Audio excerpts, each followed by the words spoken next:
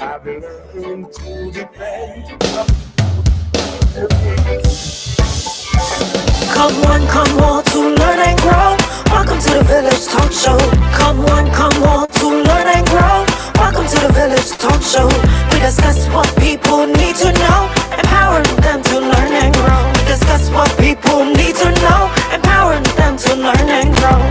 Give praises to Jehovah, from whom all blessings, blessing and knowledge will flow.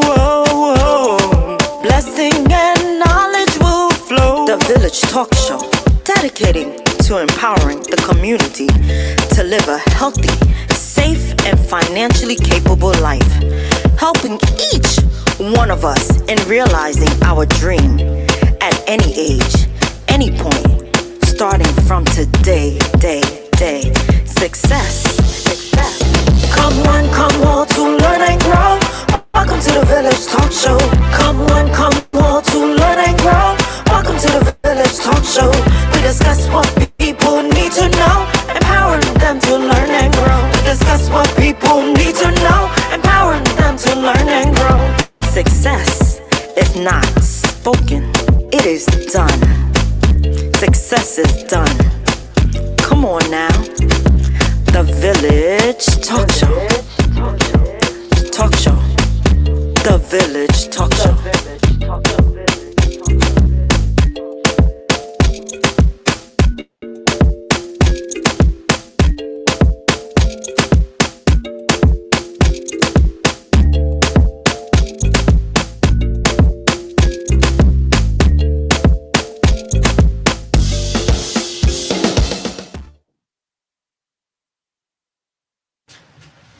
Good evening, ladies and gentlemen, and welcome to another week of The Village.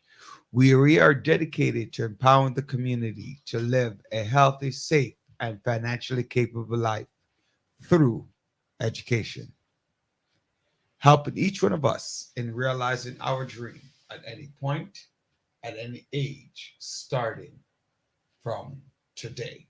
Now I'm working on being a cameraman, Joanne, but I'm not doing a good job, right? So I know our great producer is going to be doing that. How are you? I'm awesome. I'm doing great. I am. That's great. I told you, you need to stop telling me great. The audience say you need to say more than great. It's okay. It's all right. Right? They say that you know you got to give more than that. They say. I think you're saying that. No, that definitely not me. I do say that, but they agree with me. They say that you need to give a little more. Elaborate more. Not just elaborate more. To say you need like you say I'm great. No, nobody believes that. How you doing? Why nobody believes that? I don't know. Ask them. Do a poll. Go out there and ask the audience. Let them answer you. You put me to answer. I can't answer that. Right. So how was your week? So far, I'm excited that the weekend is starting from tomorrow. So having a 4-day week is an awesome thing. I think. What do you mean by 4 days? Oh, you mean because of the great day on Monday, the day that was celebrated on Monday, a great day. Absolutely. And then we're coming across a wonderful day that the snow did not pile up. So I'm grateful about that I did not have to shovel. Listen, I appreciate little things in life, like not shoveling. Andre, the camera is lower. How are you feeling? Talk to me. Yeah, like about a little more. But I'm feeling great. You know, I started last week and I'm come back to that with the scripture. All right. And today my scripture reading is going to come from Psalms 28.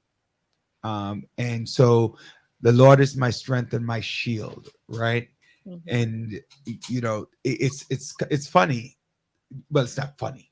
Not funny, he funny, but funny as in when I use that expression funny, that I was actually just sitting down, and this is the scripture that literally came to me.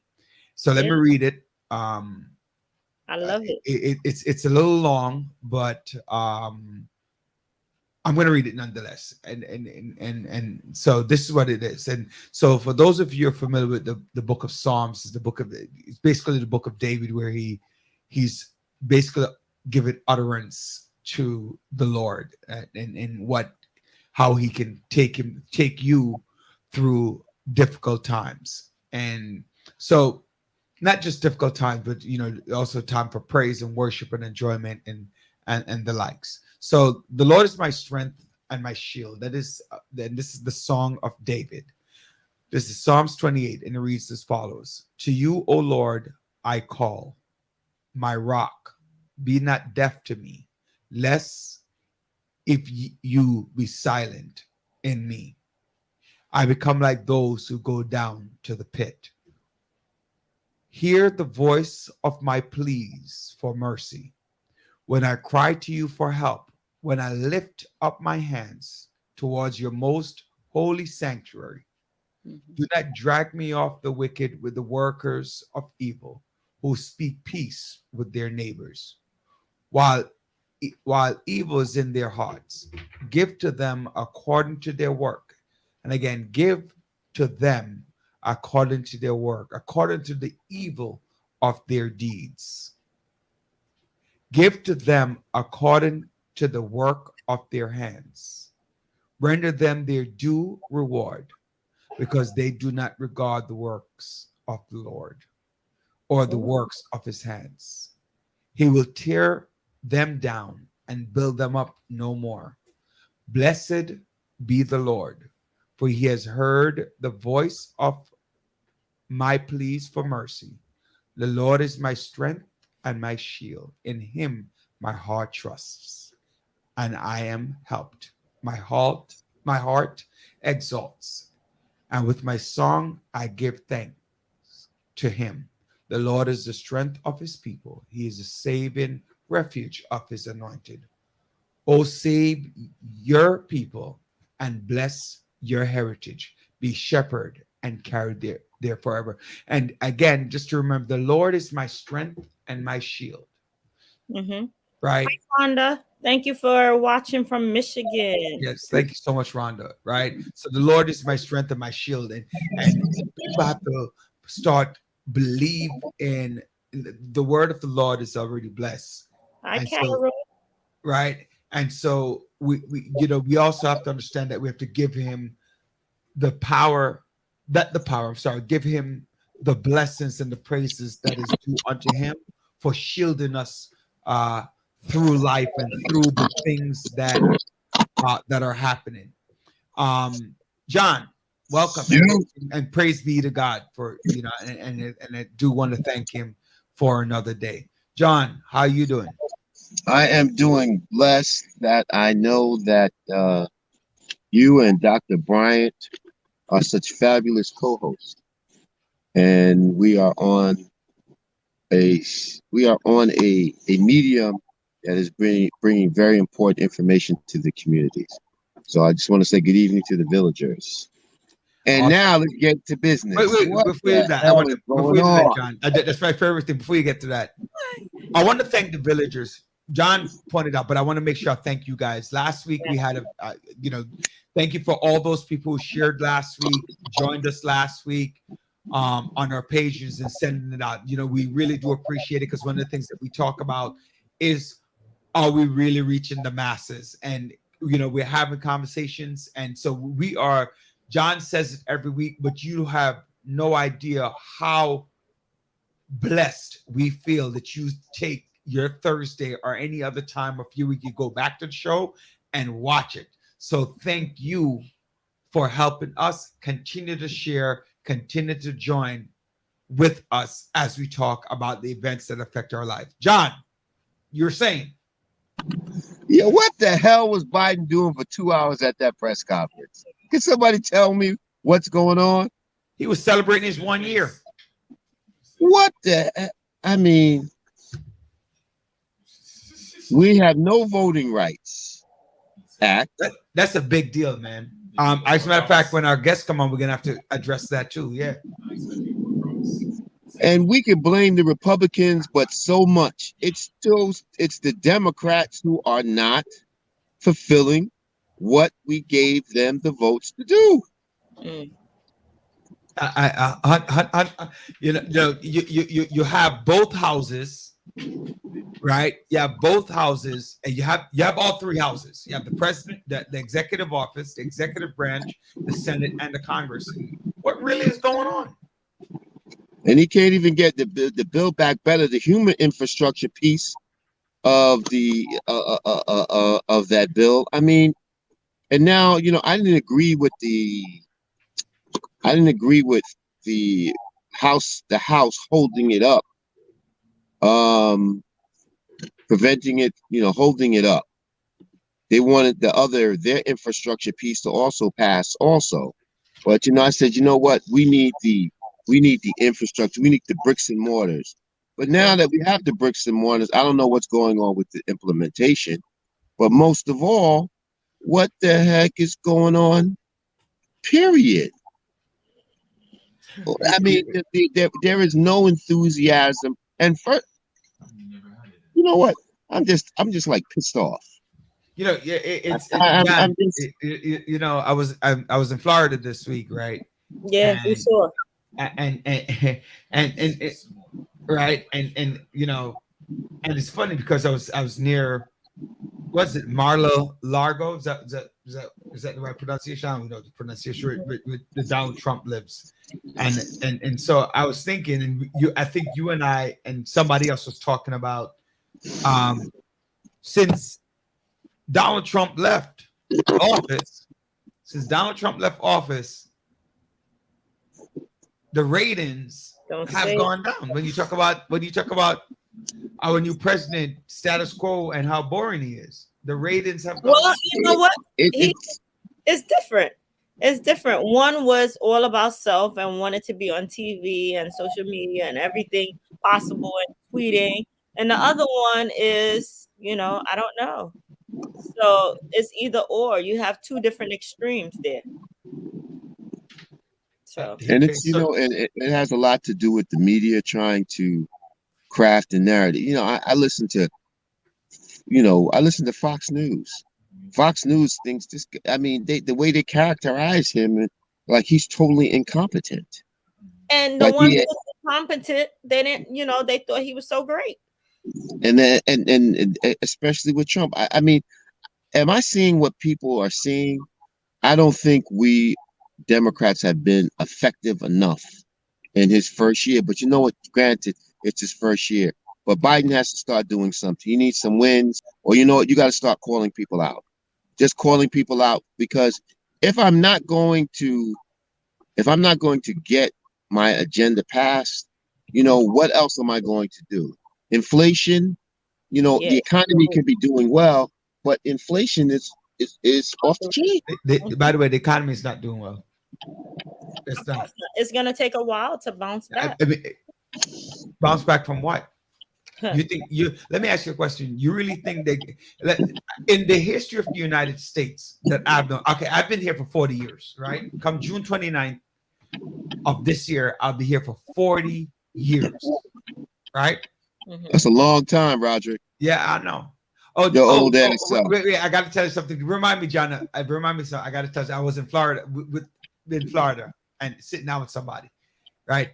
And I'll tell you. But every time they say this is going to do this, and then we're going to do, i.e., Verizon Bridge. Oh, we're only going to have the Verizon Bridge for. You're only going to pay money on the Verizon Bridge for, and then now the Verizon Bridge is at $20-something. It's probably the most expensive bridge. I don't know that factually, but it's pretty close to being the most expensive bridge in the United States. While in Florida, the Florida Turnpike. Oh, we're just going to raise enough money to pay for the Turnpike. I went to Jamaica. So the point that I'm making is internationally and globally, when they say I'm only doing the people who decide to say yes to this vote, they're not even thinking it never will go back. So the point I'm making is inflation will never go down. Verrazano's second most expensive bridge. What's the first? Chesapeake Bay Bridge in Tunnel in Virginia. Oh, Chesapeake Bay in Virginia. Yes, I did know that. Right. That's one a of the beautiful. longest That's a bridges. beautiful Hey, Rudolph, bridge too. thank you for joining us this evening. Right. Thank you, Rudolph. And thank you everyone for joining us. Yes. Listen, John, I saw your high school yearbook, by the way, when I was in Florida. I saw your yearbook picture. Oh yeah. Yeah, I went to my friend's house, my friend's brother's house. And so when I went there, he pulled up the 1983 John Sampson yearbook picture with his mustache, and his tuxedo and his bow tie. I was cracking up. I was like, "This is John." Yeah, dog. I saw your high school yearbook picture. Yeah, man. You still got your high school yearbook, John? It's like 40 years. Man. 1983. Yep. Yeah, he pulled it up kind of fast though, John. I was like, wow, like he was able to find it.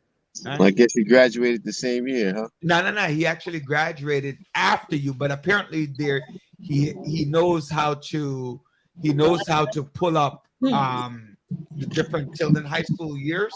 How much is the Verrazano Bridge? Rhonda is asking. It's $21 and change. Really? Yeah. Wow. When you left New York, it was how long ago did you leave New York, Rhonda? For it to be $10. Right. Good Good evening, Jennifer. Right. You know, it's 83 in the house as well. Your class of 83 too, Monet. Hey, Big Mo, that's right. 83 all the way. Wow. 15 years ago. Listen, Rhonda, 15 years ago, it was not $10. I don't know what you were thinking. It was not 10. It was more than that. Right? It was more than that. It was like $13 or $14, but right. It was bad. So John, did you saw the Saturday Night Live skit of Eric Adams? Oh man, that was hilarious. And then I'm in a group, right? And I'm like, there's nothing to be. Some people in the group are offended, and I'm like, they make fun of everybody. When Barack Obama did the skit with the ears, you remember? Hold on, Roger. People were offended. Yeah, people were offended in the group. They were offended. I was about like, why what? are you offended? What were they offended about? Because they said it was racist. Not at all. Even the mayor took it in stride and laughed, because you know what? This is what's going on in our world. We have gotten so serious about everything. We can't enjoy humor without trying to basically what can I say? Politicize it and make Politicize it. Remember when they did Donald Trump, he was asking for a ban on SNL. That didn't work. It's just funny. It's satire. You know what's interesting? Hi Simone, how you doing? That the people he put in justice, Donald Trump, they all decided, hey, we're going to reveal what took place on the 6th, January 6th last year.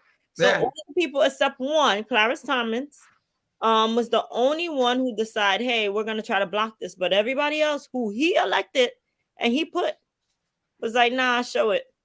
So I think he felt a little betrayed. He thought he was going to have coverage forever. So. Listen. But Doc, who cares about the insurrection when I'm paying $3.71 for a gallon of regular gas? Simone's comment. Huh? You're right. You're right about that. Put up Simone's comment. I'm paying almost $5 for a gallon of milk. Oh my God! Say it again, Simone. What's Simone? What Simone say? Doing it with Roderick lack of mask wearing in all place, especially Florida. Yeah, I wore my mask. All right. I black. wore my mask. No, you Okay. didn't. You took Because plenty of pictures without your you mask. know who I got a text message Let's from? see the pictures. I got a text message from Mercedes, right? Mercedes was like, "Where's your mask?" I was like, I had my mask. I just took it off for a moment, but I had my mask. I did. I wore my mask while I was videotaping. You had your mask? I had my mask. Mm-hmm. I had my John Lewis. Hey, when in Florida, do as Floridians do. No. Don't wear a mask. That's why No, I wore a mask. so high up there. No, I wore my mask. I mean, I will admittedly say that I was not like the dude that was going mask. That wasn't me. But definitely, I wore my mask. Somebody who preached about COVID so much and everything else, you should have had your mask. You know what? On the mask and the COVID. I don't know about that. I know, Simone. I did wear my mask. Simone, that's Steve. Simone. I agree with my colleagues. Actually call you out. Good. Sorry. Right? My colleagues. Sorry. Yeah. You know what the problem is? You know what? It is COVID fatigue, mask fatigue. It's taking these tests every day, every other day, positive COVID. You take another test, it's negative COVID. People are just getting frustrated. Yeah. People are just tired. They want some form of uniformity, but no uniformity exists at this point in time. The only uniformity really that exists, my villagers, is get the vaccine. Stephen A. Smith was very interesting. Stephen A. Smith, the ESPN sportscaster, he caught $12 million a year over the holiday, and he said if it was not for him being vaccinated, he believes that he would not be here. That's deep. So we say that to say this. We don't want to harp on it anymore. Please, hey, villagers, if you can, please do get your vaccinated, get your vaccine, get your booster shot. And so we can learn how to manage with COVID, because COVID is really not going anywhere. So we have to learn how to manage with it. And on that note, I would just like to add, I don't have an issue with people saying they're not taking the vaccine. I mean, I do. But it's your personal decision. My only issue with, the only issue that I have with it is, please stop making up information, putting faulty information out there. Yes, Simone. Right? To say, you're so right, Simone. Right? That you put faulty information out there to create a situation that really doesn't exist. Don't argue that people with vaccine are going to the hospital and that's why you're not taking the vaccine, when the numbers clearly shows that it's a 4-to-1 difference. You're 17 times more likely to be hospitalized if you don't have the vaccine. That's a real number. So we understand that, yes, 17 times more likely does mean that other people do have it. But so don't create a faulty dialogue to create a situation. You don't want to take it, say you don't want to take it. I have a friend who says he's not taking it because he has natural immunity. Okay.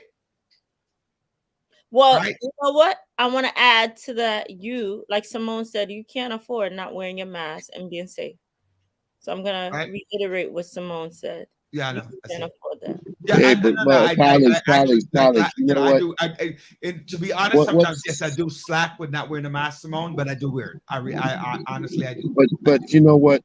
Getting moving on to something else. Yes. That individual who shoved that woman on the subway tracks and killed her a couple of days ago. That has been going on a lot. Yeah. It's what's going on? What is going on? the violence that is happening, and it's worldwide.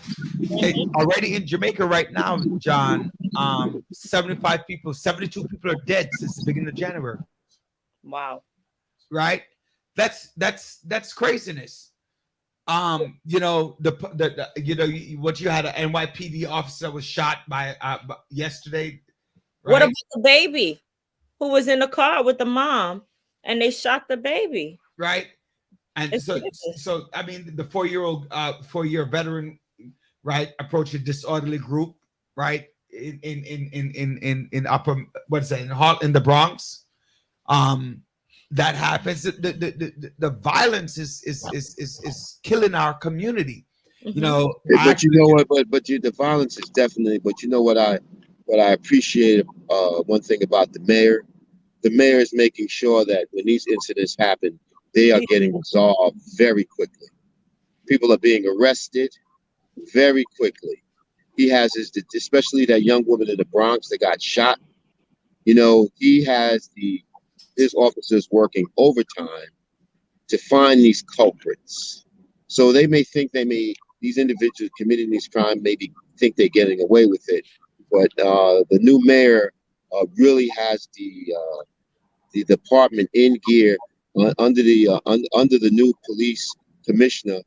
They are really moving very quickly to resolving these crimes that are happening. You know, actually, right. Let me just interrupt you real fast. We want to bring our guest on. Then we can come back to some of these conversations that we have, and especially about public safety. You know, but before I do introduce our guest, just to remind each and every one of us that we're brought to you by the Single Parent University, where you can learn as a single parent. We provide a lot of information for you. Course curriculum include personal development, mindful parenting, support seminar, financial management, nutrition, and wellness.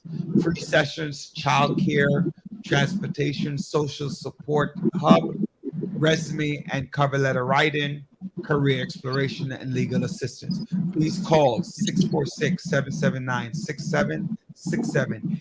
If you're a single parent, there is support out there for you. Text SPU, that's Single Parent University, SPU, to 71441. Congresswoman, how you doing? Hello. How are you? And welcome back. Can you hear us? I can. Can you hear me, Rudy? I can hear you, yes. Yeah, we have a pretty bad connection this evening. I don't know if it's on my end or it's overall. I can hear you very loud and clear. Oh, wonderful, wonderful. Happy New Year, everyone. It's great to be with you this evening, live and direct from Washington, D.C. But by the way, I need to hear you say happy belated birthday to Andre. It was his birthday on Monday. Happy belated birthday, Andre. Many, many, many more. As my mom would say, many happy returns. Yes, you know. I don't know why he's so bashful. You know what happened? He finally fell off the calendar. Finally. He finally made it up. Alone. Huh? Leave Andre alone. So welcome to the village. How's the weather down here in DC? I don't think Congresswoman, can you hear us? Oh no. I can hear you, but like I said, it's a bit choppy. We've got a bad connection here. Can you hear me? No, you are coming in just fine. But so okay. If you can hear what we're saying, then it's fine. But we're hearing you loud and clear. You're good. Your voice is good. Wonderful, wonderful. So how Senator is DC Sampson, doing? How's the weather? It's so good to see you, my brother. Yes, I appreciate it so much. Right, Congresswoman, it's always a pleasure to see you, and just want to thank you for the work that you are doing, not only in DC but in the community. that is true. you know, you're a hell of a rep representing us right here. But represent us as an American, as a person of Caribbean descent, right? And most importantly, though people don't want to say it, I'll say it right out, right? As a Black woman, doing what you got to do up there, stay in the fight and not let nobody say nothing to my good woman Yvette Clarke. No, nothing at all. So I got to tell you, for all of those things, I appreciate you to standing firm and taking the mantle and say, yo, I need to do what I have to do out there to represent the people who have supported me and have elected me into office. So kudos to that. Thank you so much. And Dr. Bryant, Happy New Year to you. Happy Many New Year. blessings for you, and good health, productivity, and prosperity in the new year. Thank you so much. I wish the same for you as well. And thank you for what you're doing up there. So let's get started. like So- that would say. That's the committee. Let's talk with. Tell the audience what committees you serve on, or what's your role in DC. First of all, and the district represent here in New York. Mm-hmm. So I represent the 9th District of New York, which is located in Central and South Brooklyn. I serve on the powerful Energy and Commerce Committee, where I'm on the subcommittee on telecommunication, the subcommittee on consumer protection, the subcommittee on environmental protection, and I co-chair the task force on diversity and inclusion. You're busy.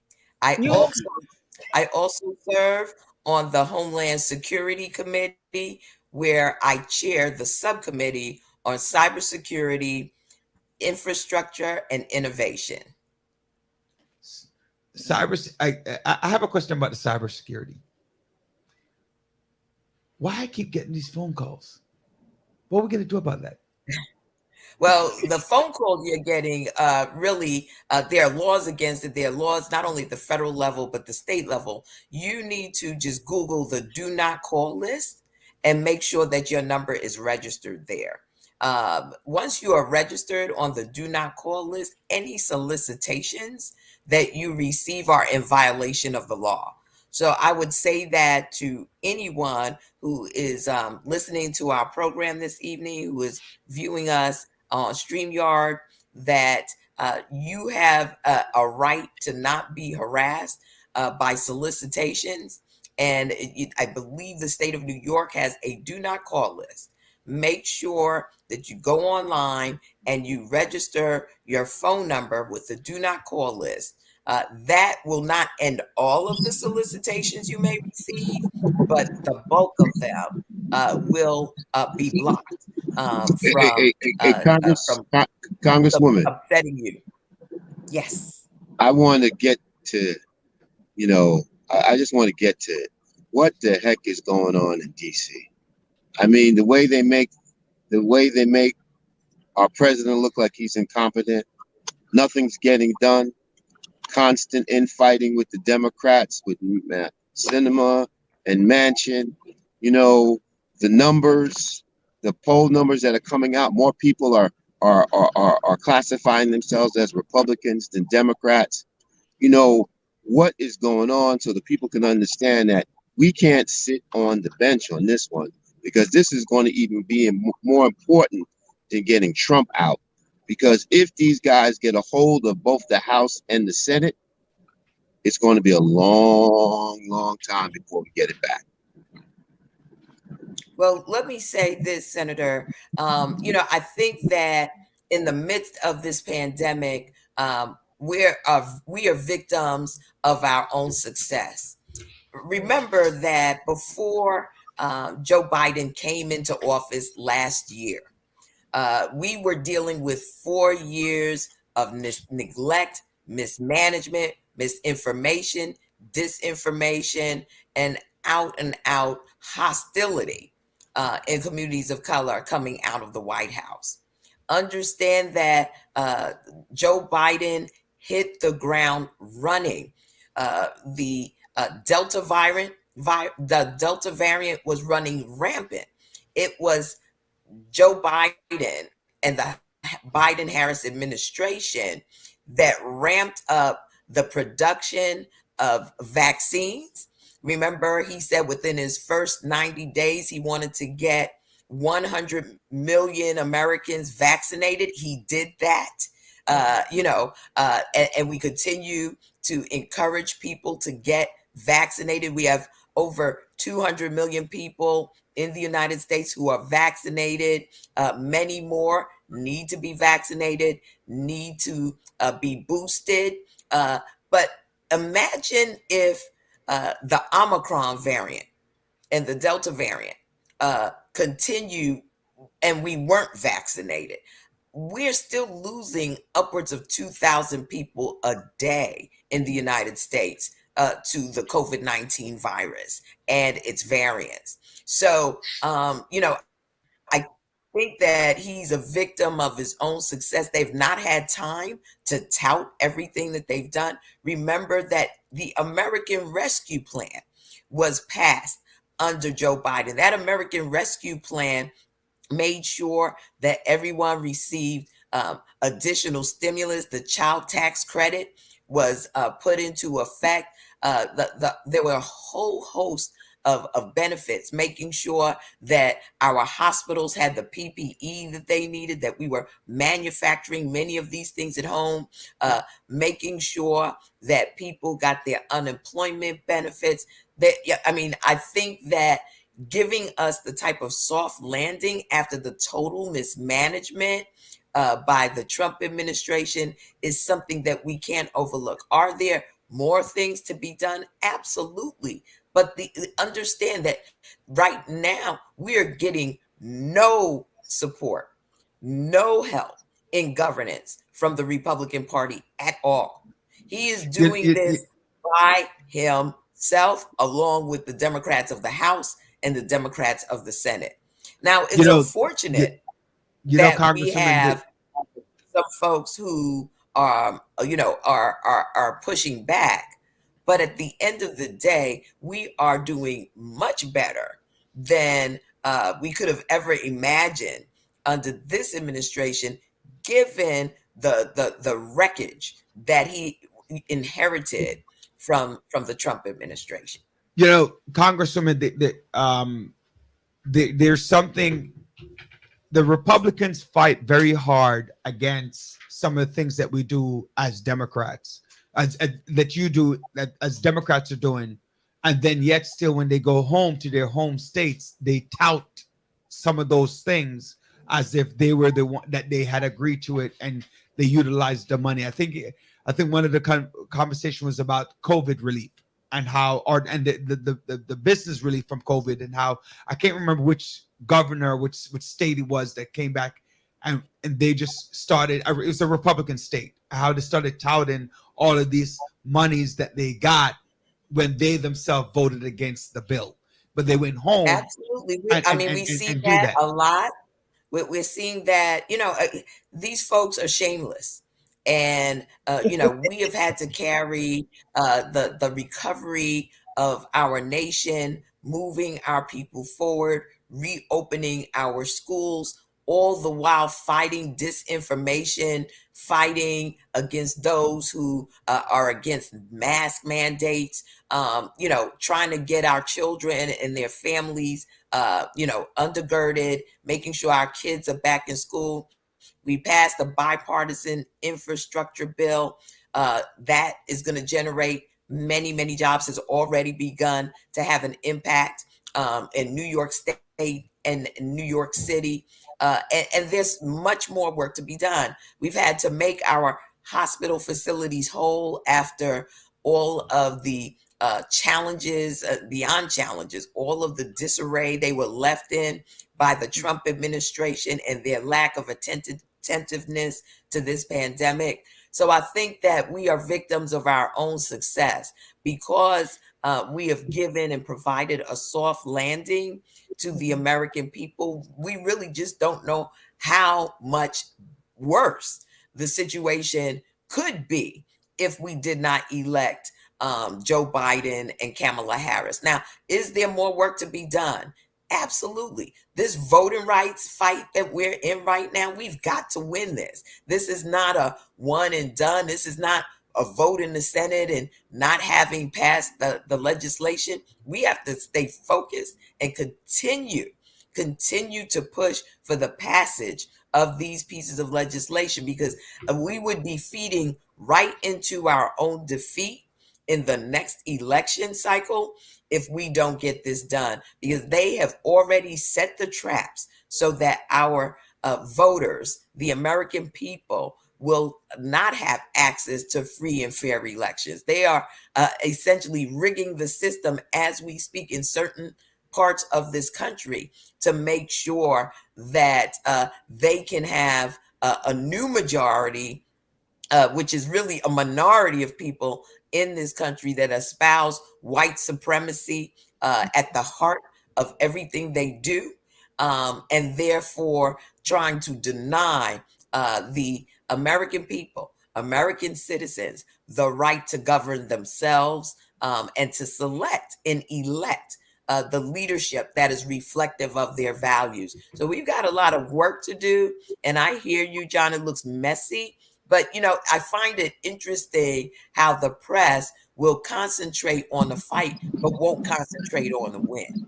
Well, we if all they, know that, but that's right, why it's important for us to have you on this program and people listen, because you can give us the real lowdown, because the press is only going to give you what they figure can sell coverages and make money off of, not the nitty gritty, where we have to get out there. If we don't do what is necessary, we're going to lose everything.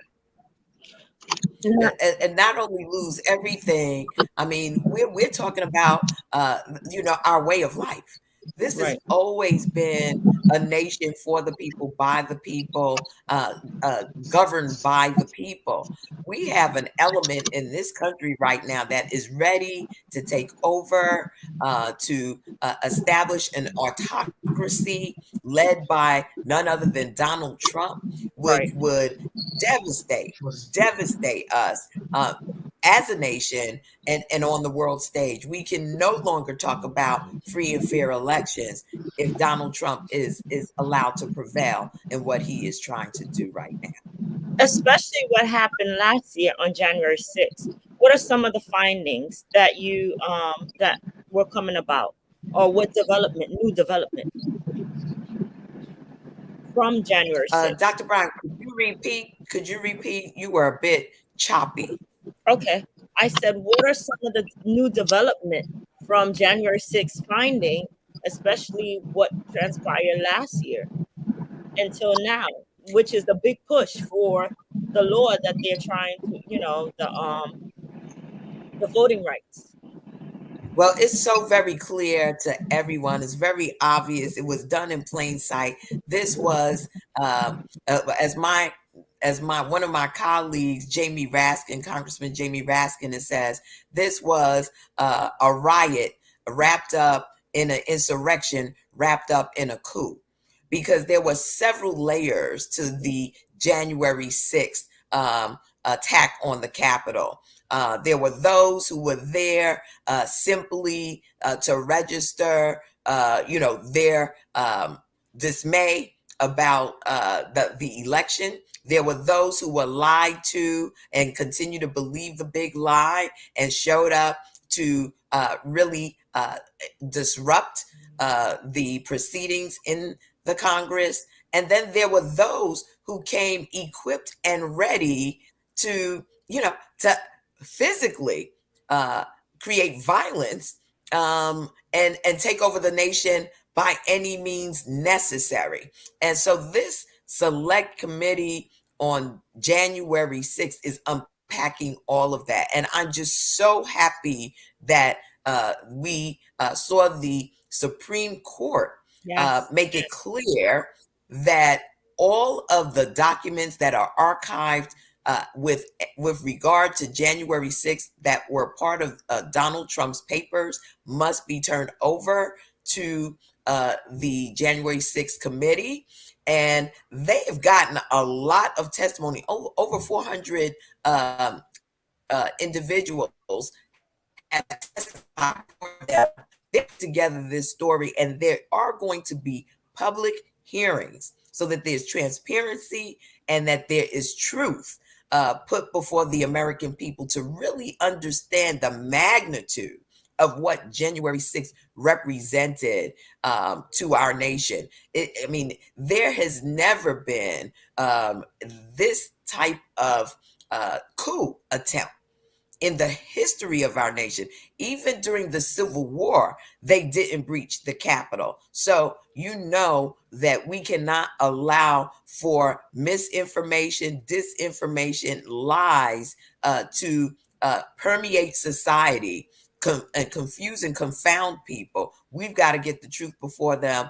And my chairman of the Homeland Security Committee, Benny Thompson, is not playing games. They are uncovering a treasure trove of all manner of conspiracy workings between Donald Trump, some of the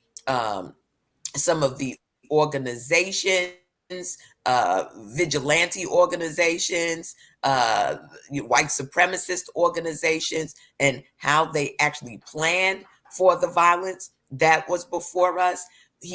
We've also, of course, seen the conspiracy to undermine government agencies like the Department of Justice, Department of Homeland Security, Department of Defense in trying to aid in overturning the election.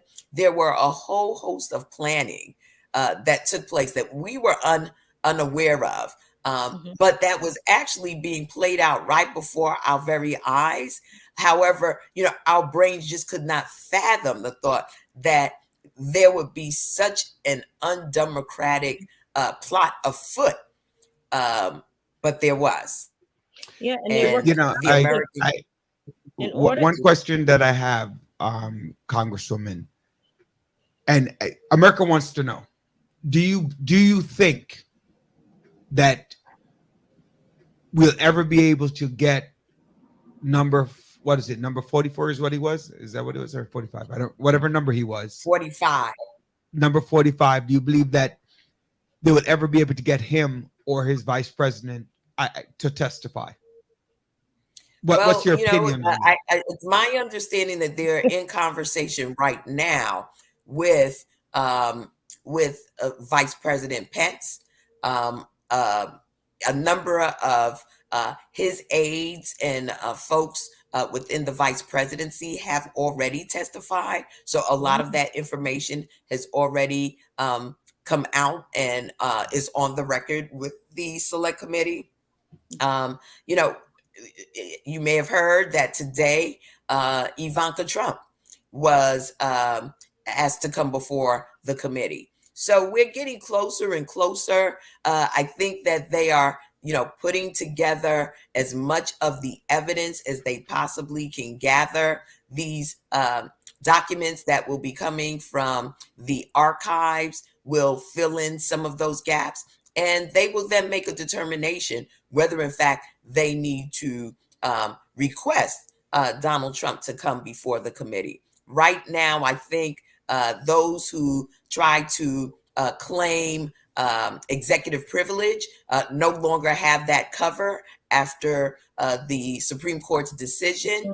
And so we should be seeing people like Steve Bannon and a whole host of other folks who were subpoenaed and tried to cover themselves come before that committee or face criminal penalties. Teresa Middleton asked you a question on a side note. She's listening and she asked, how can I get involved and help you, Congresswoman, to prevent Donald Trump from getting back into office? So she wants to know how can she support you? Well, let me first of all thank you, Teresa. I think one of the good, important things to do is just inform people that I'm up for re-election this year. Our primary elections in the state of New York take place in June.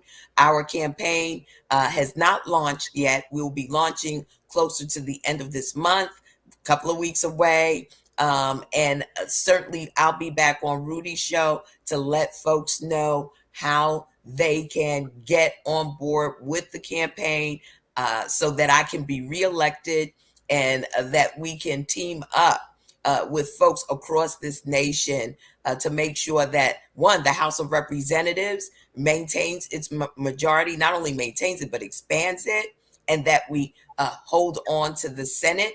We're going to need the next 2 years, to get a breakthrough on all of the proposals that we have put into law, be that the George Floyd Policing and Accountability Act or the John Lewis Voting Rights Advancement Act. There's still a lot of work. The Build Back Better Act that we've got to get done. But we've got to demonstrate, and I thank you, Teresa, for asking this, that we don't consider our democracy a spectator sport, that we're willing to get our skin in the game. And so I'm going to encourage you to look out for my announcement, and we're going to amass our army to make sure that, one, I'm reelected, but beyond that, because my work is not done. I want to see this thing through, make sure that our people get comprehensive immigration reform, which is something that I have been focused on like a laser.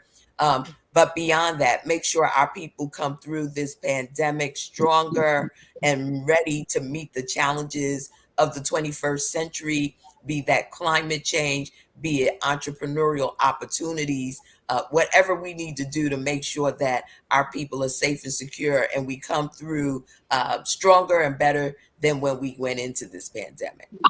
Congresswoman, I just want to just jump in for a second. One, we need to know about that redistricting issue, whether your district's going to change. And also, a lot of people are concerned about this moratorium with respect to the housing. So maybe if you can, talk with respect to that redistricting, because we want to ensure that you are reelected. Absolutely. This year, for all of our listeners, is the year that the maps that create the seats for the House of Representatives are redrawn. It's done every 10 years after the census is taken. My maps preliminarily indicate that our constituency will remain whole. There will be an expansion of that constituency, and right now, our state has something called an independent redistricting commission. That is evenly divided amongst the political parties. So there are equal number of Democrats and an equal number of Republicans on that commission. Unfortunately, they did not come to consensus on what the districts should look like. However, in the case of the district that I currently represent, there is not that much of a deviation from its current configuration, and the Democratic map and the Republican map are not that distant in terms of its configuration. So I feel very confident that our communities have been respected. They're not splitting us up into different areas, that the Caribbean community has the ability to elect the representatives of their choice without being fractured, which is something we always look out for during a redistricting year, because that's how they dilute the voting power of communities of color, is by fracturing or splitting up our communities. Brooklyn, Central Brooklyn in particular, has been kept whole. Now, there's a process involved here, and because there hasn't been a consensus among the commissioners on this commission, this process then proceeds to the state legislature. So we're waiting to see, what the final product will be coming out of the commission. Clearly, they've not come to consensus. However, our hope is that one, they will get to consensus, and if they don't, that we swiftly move to the state legislature where they will determine up or down on these maps. And if they are not in agreement, that they will go at it themselves in creating the districts for our state. And hopefully that won't be contested.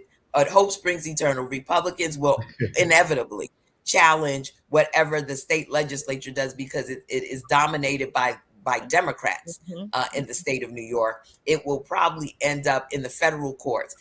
If I don't know if folks can recollect, 10 years ago, the current 9th District of New York was actually drawn by a federal court. So it's not a process that is, unusual. It has happened in the past. We were protected by the Voting Rights Act. Unfortunately, that pre-clearance that we typically have is not in place. But I think there's been an effort to respect the value of the Voting Rights Act, and we will see that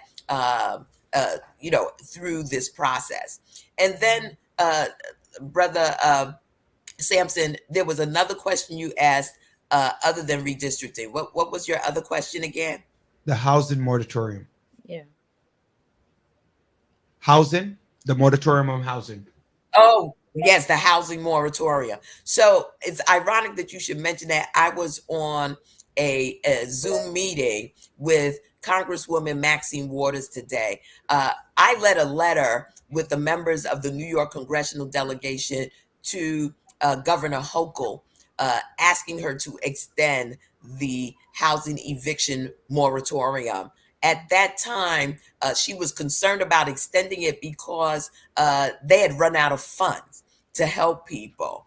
Well, the Treasury Department has reopened a second tranche of funding for the states, understanding that so many people are vulnerable to eviction right now as we speak, and we've been hit with Omicron. So I'm going to be reaching out to Governor Hochul to make sure that she's aware of this and really impress upon her.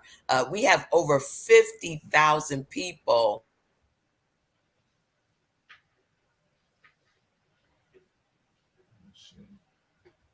So while she gets back, the housing moratorium is so instrumental in terms of helping people to stay home in their homes, right? Right. People missing, right? They're missing out.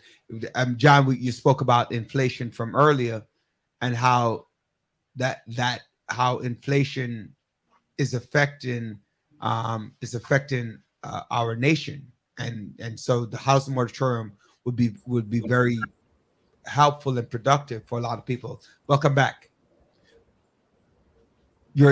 I'm sorry, everyone. Broadband is not as good as it ought to be, and so I was We should kind get of a kicked national out bill for a to minute. redo the broadband. These people are making a lot of money. They should be able to fix it, right? So we're talking about the housing moratorium.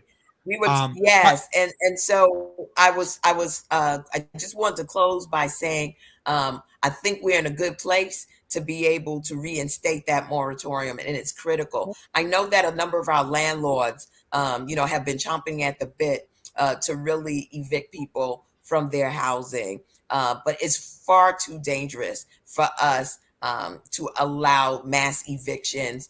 We can make these landlords whole. We can help those who are in foreclosure. We have the federal support to do so, and I want to maximize on that so that we don't see mass evictions, particularly in the city of New York, where we know the cost of living is over the top, and many of our families are struggling. The last thing we need is to see our folks put into transitional shelters where their life is totally upended. We can prevent that from happening by getting our governor to engage this program once again. Right. All right. So we have a couple of questions from the audience. So Joanne and I are going to take turn reading them. Here's one, Joanne. Okay. Hello, Congresswoman. It has been a great pleasure to work with you in Vanderbilt. My question is, how are you getting involved in some of these other states to get Democrats elected? I'm sorry, Joanne, you said how are we getting involved in the other states to How To get how the can Democrats he? elected. How are you getting Oh, involved so in some of these other yeah, states? so I mean, part of it is raising money, making sure that they have the resources that they need, to mount a credible campaign.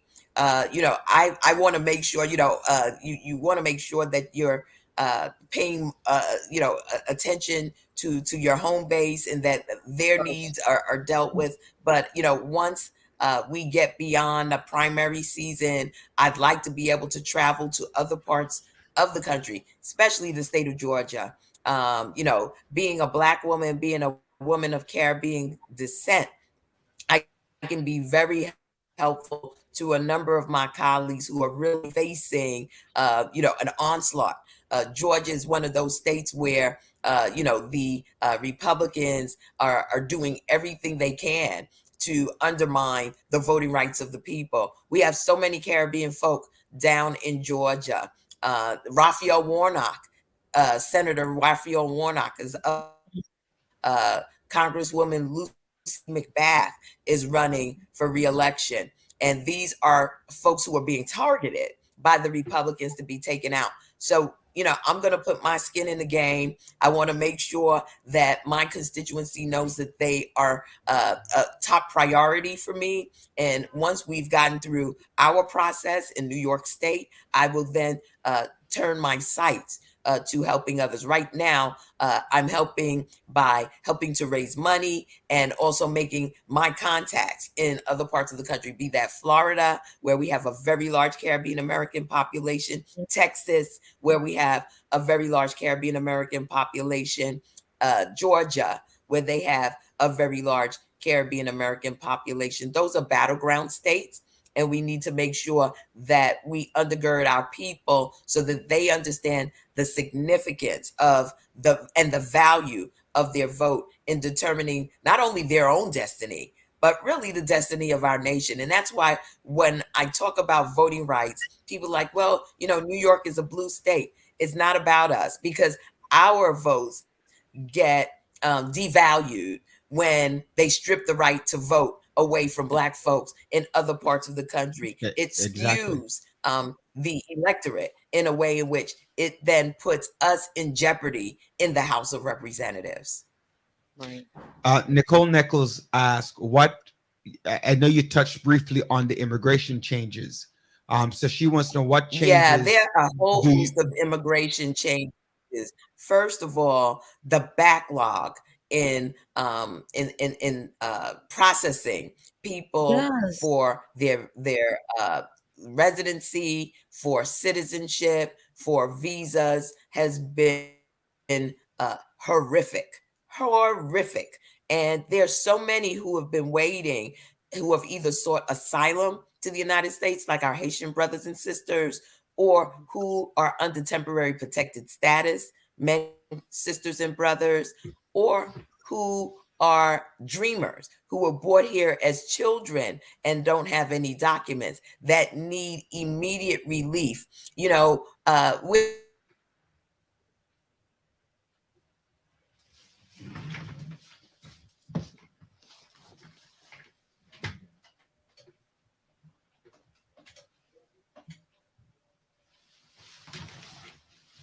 so we lost her from it. While I'm at it, Nicole, I see your question online is leading to displacement of the existing community. Are you combining your previous statement? So just want to concern, can you, if you're combining them, can you just rewrite the question? Can you rewrite the question for the Congresswoman in one statement if they come sure, together? Yes. I So have you're to going back to the apologize. immigration. We Listen, we have a very understand. We unstable understand. connection tonight. So just to complete my statement um, around immigration, I'm a part of a group that have been charged by Speaker Nancy Pelosi to really advance a 21st century American immigration system. Our current system is so broken.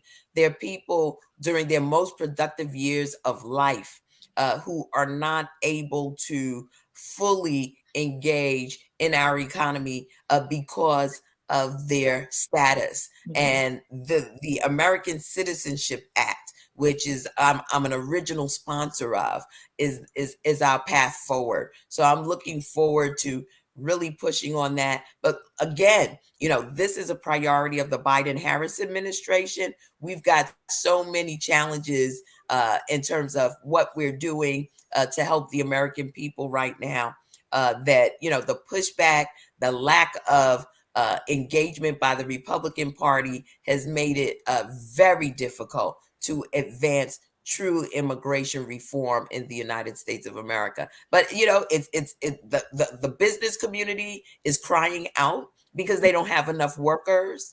Be it there's a working shortage in just about every area, and so that's where immigration comes in. That's one angle. The other for me is just pure humanity. Families have been separated for decades now, waiting to reunite with one another. I have constituents in my district who haven't been able to go home because they don't have the documents, and their family members back home miss them. They haven't been able to attend funerals or weddings. There are just so many ways in which this current system is wrong. But we've got to continue to stay in the fight. There was another question about affordable housing in my district. I'm going to go back.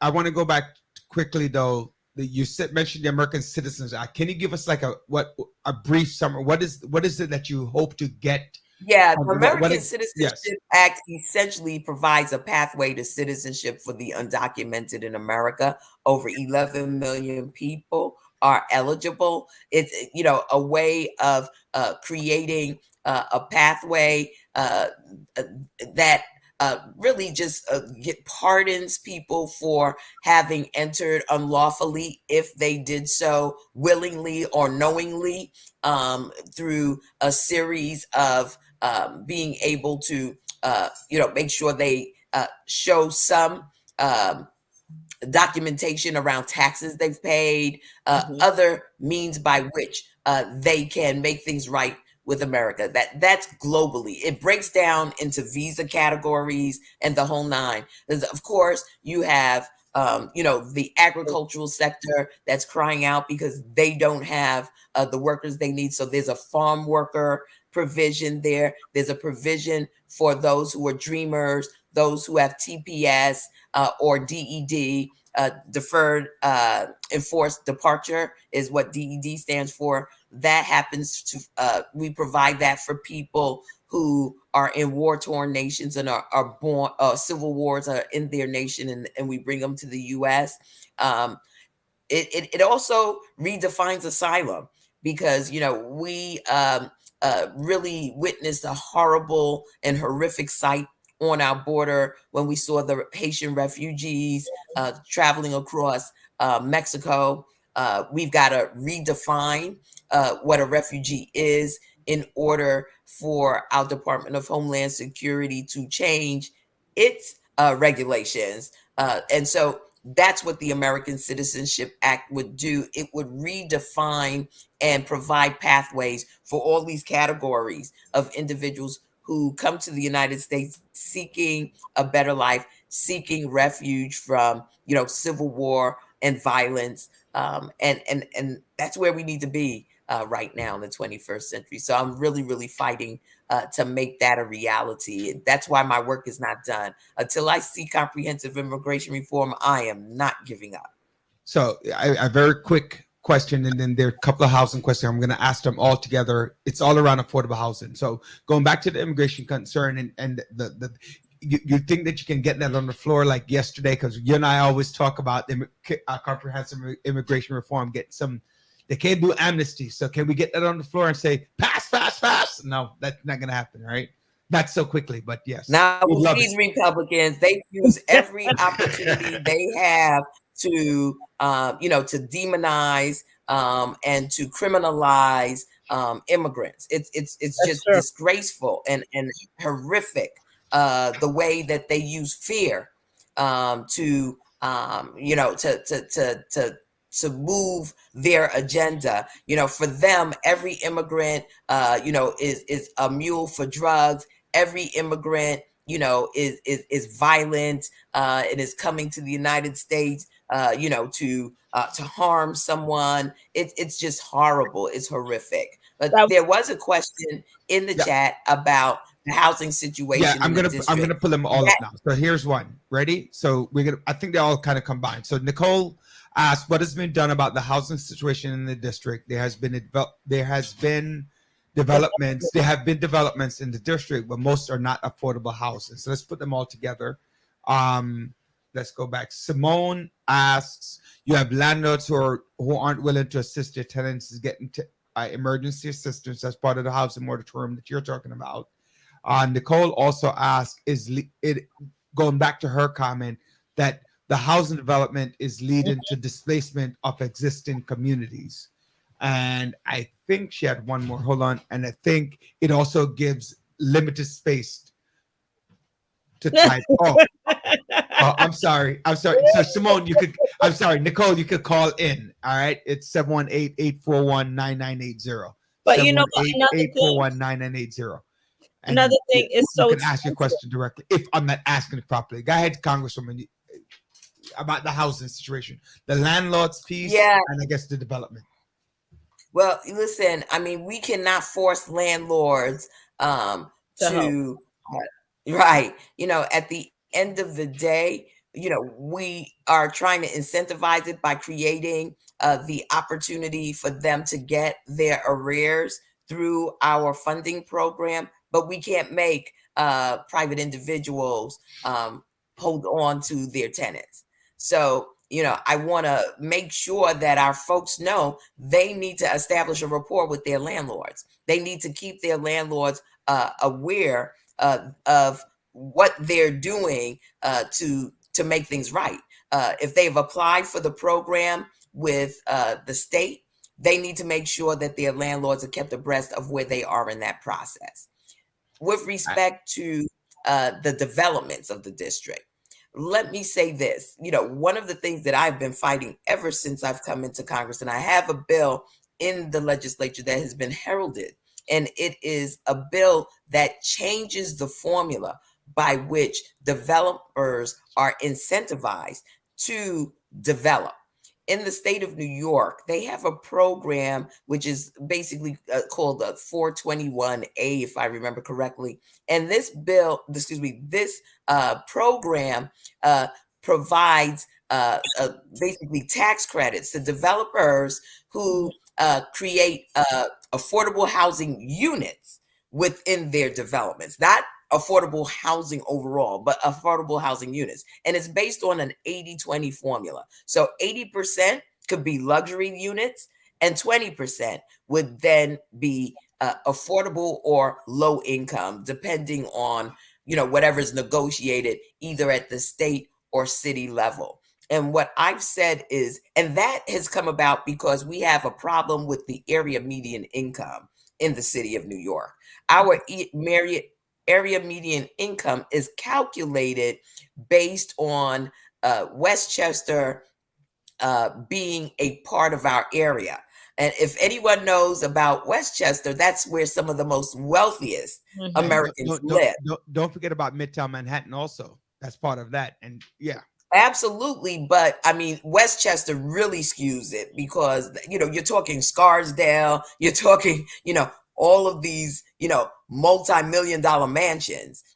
Imagine the area median income there. So even if you were just to use the city's area median income, because we have such a large working class population, even with the wealthiest in the city of New York, because of the numbers of working class, middle class, moderate income families, the average, because this is what the median is, the average would lower that area median income significantly.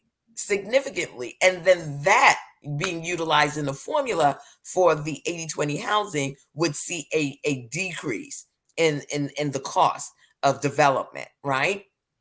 Unfortunately, what we're seeing in the city of New York is that developers don't necessarily have to go through government to make developments, right? So there are privately held properties that people are selling. These are not city-owned lands. These are not state-owned lands. These are people's private property, and they are being offered millions of dollars for their homes and monies that they could have never ever imagined in life. And once they sell to a developer, that developer can essentially build whatever it is that the zoning permits. Case in point, many of you may know my office for many years. My congressional office for many years was on Linden Boulevard. It was at a location called 123 Linden Boulevard. Well, I was evicted because my landlord sold their property to a developer. And anyone who goes down Linden Boulevard between Bedford and Rogers will see this massive luxury condominium building. You can see it from any part of Brooklyn, quite frankly. If you come down Flatbush Avenue in either direction, you'll see this massive, massive building. They didn't have to go through any type of government program in order to sell that property. And that developer decided he wanted to, or they wanted to develop luxury condominiums in Brooklyn. That displaced me, that displaced a whole host of other people, and it has made it more expensive for people to live on Linden Boulevard now, because the cost of an apartment in that building now kind of sets, unless the buildings are rent controlled, what a person can ask for in terms of rent for their building. So it has a domino effect. The question is, what are we doing about it? As I stated earlier today, we had a meeting with Chairwoman Maxine Waters, Chair of the Financial Services Committee. And what we are doing, and it's in the Build Back Better Act, is providing over $175 billion to incentivize the building of affordable units. This is not just a problem in my district. As you can see, it's across our city, but it's also across the nation. Cities like St. Louis, where many Black folks have lived for generations, are being rapidly gentrified. You can go just about any major state. San Francisco, for instance, Oakland, California, Compton, California, places where we know have traditionally been Black communities, are where these developers are going to make their money and to draw new residents, wealthy residents, into those areas. Unfortunately, everyone was a Bloomberg fan, but it was Michael Bloomberg who really started this juggernaut in the city of New York. We're experiencing it here in Washington, D.C. These are two of the most expensive cities to live and to work in: Washington, D.C. and Brooklyn, New York, unfortunately. This is what is happening. We need to make sure a number of things. One, that we, in this sort of new configuration of how we emerge from this pandemic, we know housing is critical to stopping the spread of COVID-19. We've got to invest in affordable housing, and members of the House of Representatives recognize this, and we are working to make sure that the funding is made available to do that. All right, so let's switch topic a little bit. There's a question here.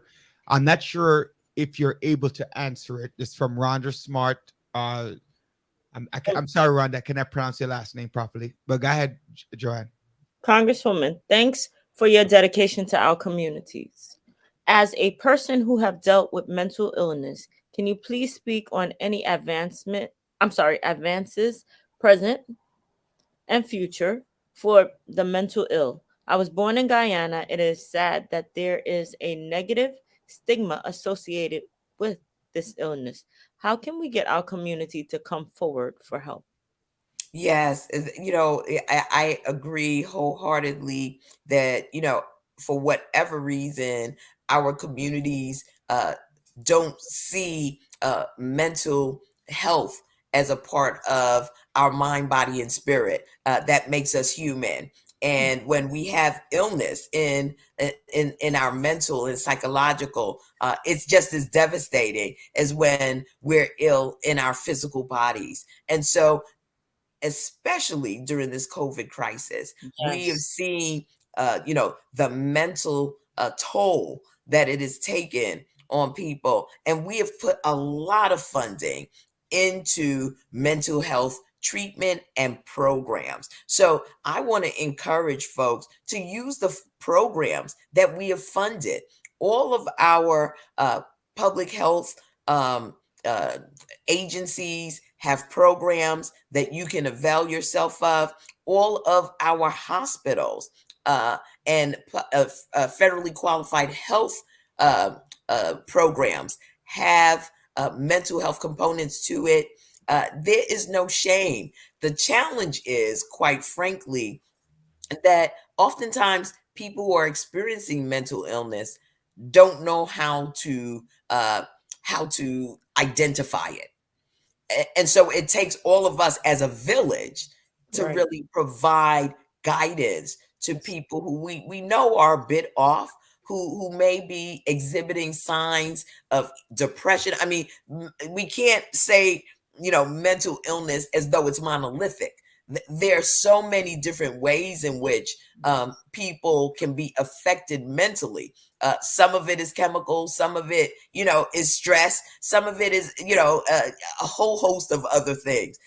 I think as a community, we've got to do more in encouraging our people to speak with medical professionals in the mental health field, so that and giving them access, so that we can destigmatize mental health as part of our total well-being. I want to also there's something that you really want to talk about, which is cybersecurity, and I moving the conversation along to cybersecurity for you to go back. But before I touched on that, I want to take a point of personal privilege to bring up one thing from Auntie Gloria. And if you remember, Auntie Gloria is our black cake person. So we're trying to convince her to bake us a new black cake. So where's Auntie Gloria? Here we go. Here we go. You're definitely getting my vote. So, however, I just want to make sure Auntie Gloria is there, so you can tell her about the black cake, so we can get some more, because I want some myself. So going back to the conversation, yes, Auntie Gloria, so I see you. So I just want to make sure that a Congresswoman, sees you as well. I was saying to you the last point about cybersecurity. You had some some things that you're working on in Congress related to cybersecurity. So you want to talk about that for a minute? Well, Rudy, I'm going to just talk about cybersecurity very briefly. I just got a ping on my phone. I'm late for another Zoom. Cybersecurity is critical for all of us. I'm doing a lot of work in this space. Our adversaries are utilizing our technology, finding the vulnerabilities and undermining, whether it's our election integrity, whether it's our personal identifiable information. There's a lot that we need to be doing.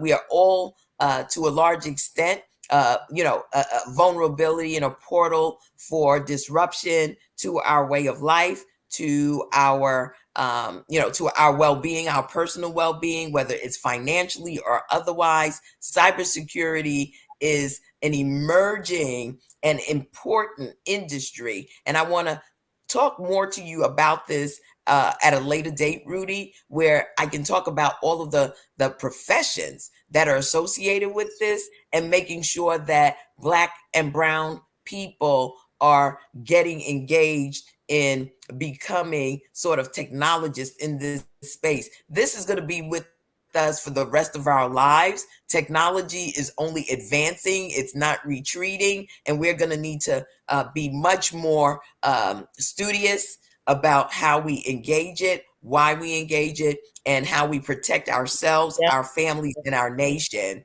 as a result of maximizing on all of the good that technology avails us of. So listen, I love you all very much. Thank you so much Thank for you so having much. And thank me. you I for joining miss us you today. all. I can't wait to see you and come in the studio. When that time Stay out of comes, the I'll cold, be though. with Bill on. But everyone stay safe, stay healthy, stay strong, and stay blessed. Wear your masks. And Yes. if you haven't been vaccinated yet, get vaccinated. If you haven't gotten your booster yet, get boosted. And let's take care of one another. God bless everyone. God bless you. And thank you for joining us right here in the village.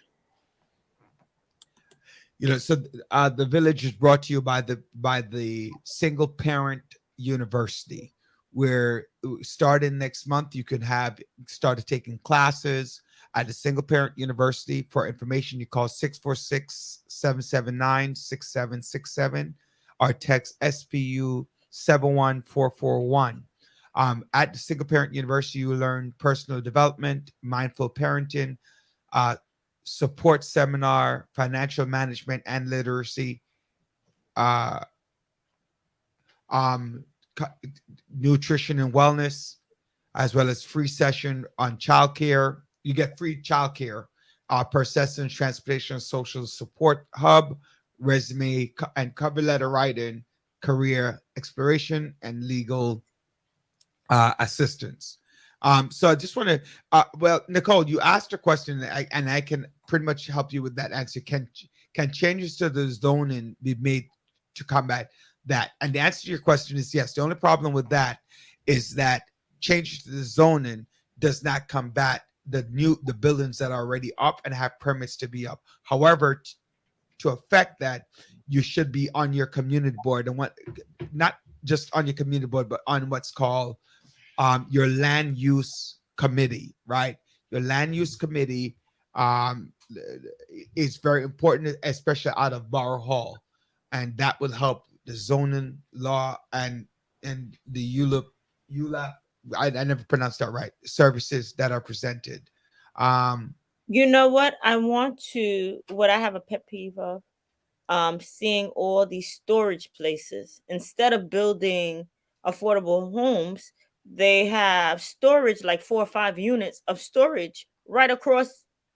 You have 4 or 5 on East New York, where you're walking across the street. There's a storage unit there. There's another storage unit there. They took over a supermarket. It's just ridiculous.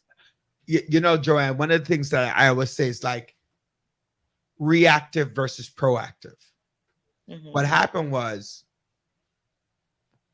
these individuals who build these sites knew that people were selling out their properties to build these buildings, and there is no space, right?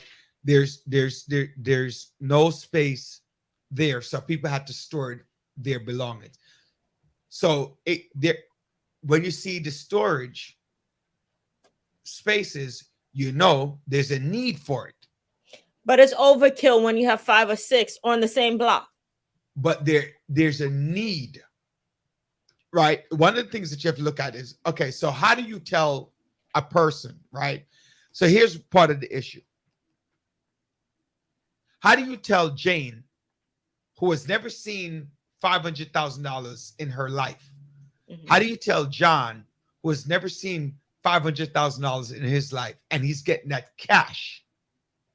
Yeah, unfortunately, they're going to say, I'm going to sell you your house, not realizing that you're selling it to some developer who is now going to turn it into a 6-family, 6 or 20 apartment unit that he or she's that John is going to charge $3,000 a unit, and it's now a cubby hole because there's no space. And the one thing that I got to tell you about, I hate to say it, but our people, we're very extravagant. We want extra. We want six bedrooms worth of stuff in one bedroom. We go to the store, we see this, we want it. Don't pretend. Don't just smile like you think I'm. I walk into some of our houses. We have a TV in every room, and then a substitute of that television. So now you're stuck in a place where you can't afford the rent. What are you going to do with all these things?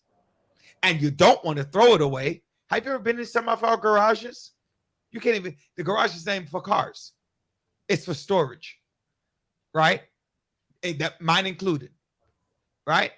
I don't think my car has never been in my garage, right? So you have a certain amount of issues, right? You have a certain amount of issues that cannot be avoided.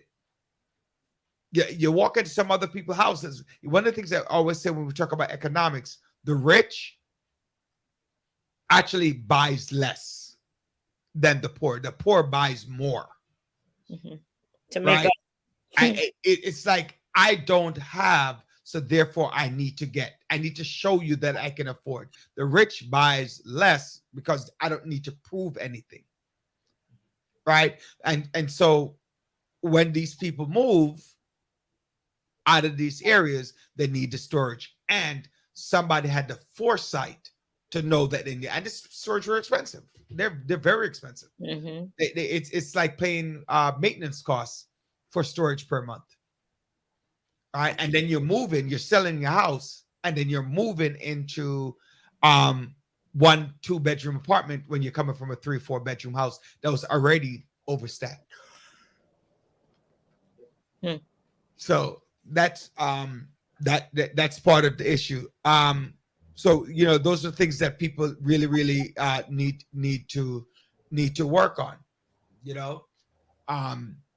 About that. I'm glad to hear about the immigration thing. I'm hoping that could come through quicker than later. That means it gives a lot more people a pathway to citizenship. Hi, Maria.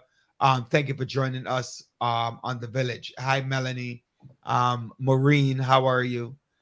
Thank you for joining us right here in The Village. Please note that we do need your help in sharing. I want to thank you so much for everyone who had joined us last week and who have been with us, but do share the program on YouTube so that, we get it out there, because the information we try to get is what right. The information we try to get out, as you can see, is directly from the horse's mouth. And that's why there's a storage facility being built in every country. Actually, Rudy, I'm going to tell you, it's not just one storage facility or 2 or 3. It's an overwhelming number of that is storage. true. By where I live in Brooklyn, there are at least 5 where I live in Brooklyn, right? Within my community. And so therefore that number is great. And Nicole brought up some very good point about housing development, because at the end of the day, one thing is, if I don't have regulations, I do what I want. And that's what's happening. I charge what I want. That's what's happening. And that's exactly why people are leaving New York and other, big states. Though, Joanne, Dr. Brian brought up, not Dr. Brian, Congresswoman Yvette Clarke brought up a good point. I was like I told you, by now, everybody know I was in Florida this weekend, right? And I went to Port St. Lucie. I went to go, one of my friend's brother, and I was there. He was explaining that property that cost $1,000 a few years ago. That's because you could buy land, not property, but land. It's now going for $100,000. So it's not just New York that the prices are going absurd. We're talking about Orlando. We're talking about, yes, it's not as expensive, right? But it's going back up. I went to Jamaica, right? I went to Jamaica because I was looking at, I said, you know what? I want to look at a property. So I went to Jamaica and said, okay, they're selling a 2-bedroom house in Jamaica for $270,000, quarter-acre property. Can you believe in Jamaica, and sure, other countries as well, you're having the same type of issue where they're having this major price gouging, right? Hopefully I'm using the right word, for the cost of And of homes. let me So tell it's you, not just New York City. no, it takes us right back to 2007, 2008, before the big crash, where everyone was blowing things up to the 10th degree. I Yeah. remember there was land. You mentioned land. Um, you could have purchased a land for $15,000, and by the time you're ready to sell, within a couple of months, it was 175,000. It was 250,000, and then all the mortgage company, they were giving you these Yeah, loans, and the the crash, what was it? Predatory lending. and the big crash happened, and we had to bounce back after that. So it feels somewhat the same. And with Florida, the prices went up so much that some of the people are actually selling their properties and leaving. They can't afford to stay in Florida. A lot of the retirees went down there to relax. You know, it was cheap, the cost of living. But now, with, like John mentioned, inflation and the housing market being so high, they can't even afford staying down there. So it's really a problem, a big problem. You know, and housing issues is housing issue is a crisis. And you're right, big boy, when you say that things are just getting too expensive. And you know, and it's nationwide. It's in the you know, I know so many people. I literally was on the phone also this week talking to a friend whose father passed away, and they're building a house in this country in Africa, and she was exclaiming how they were calling asking for all of this money to be building this property. And she's like, where are we getting this money from? In American dollars, right? In American dollars, Okay, right? yeah. So it's not an American problem, it's an international problem. So you're gonna have a lot of what I think is gonna happen. What you're going to have happen is that you're going to have a lot of homelessness in the world. Yeah. The poverty level is going to be ridiculous. And you're right, Jennifer, because yes, you're absolutely right when you say that. You're absolutely right, because you're in Florida right now, and that is an issue. Yeah, and these are retirees. You have a lot of retirees in Florida. You go to Florida to live and live comfortably. I remember when I moved to Florida, I said, oh, wait a minute.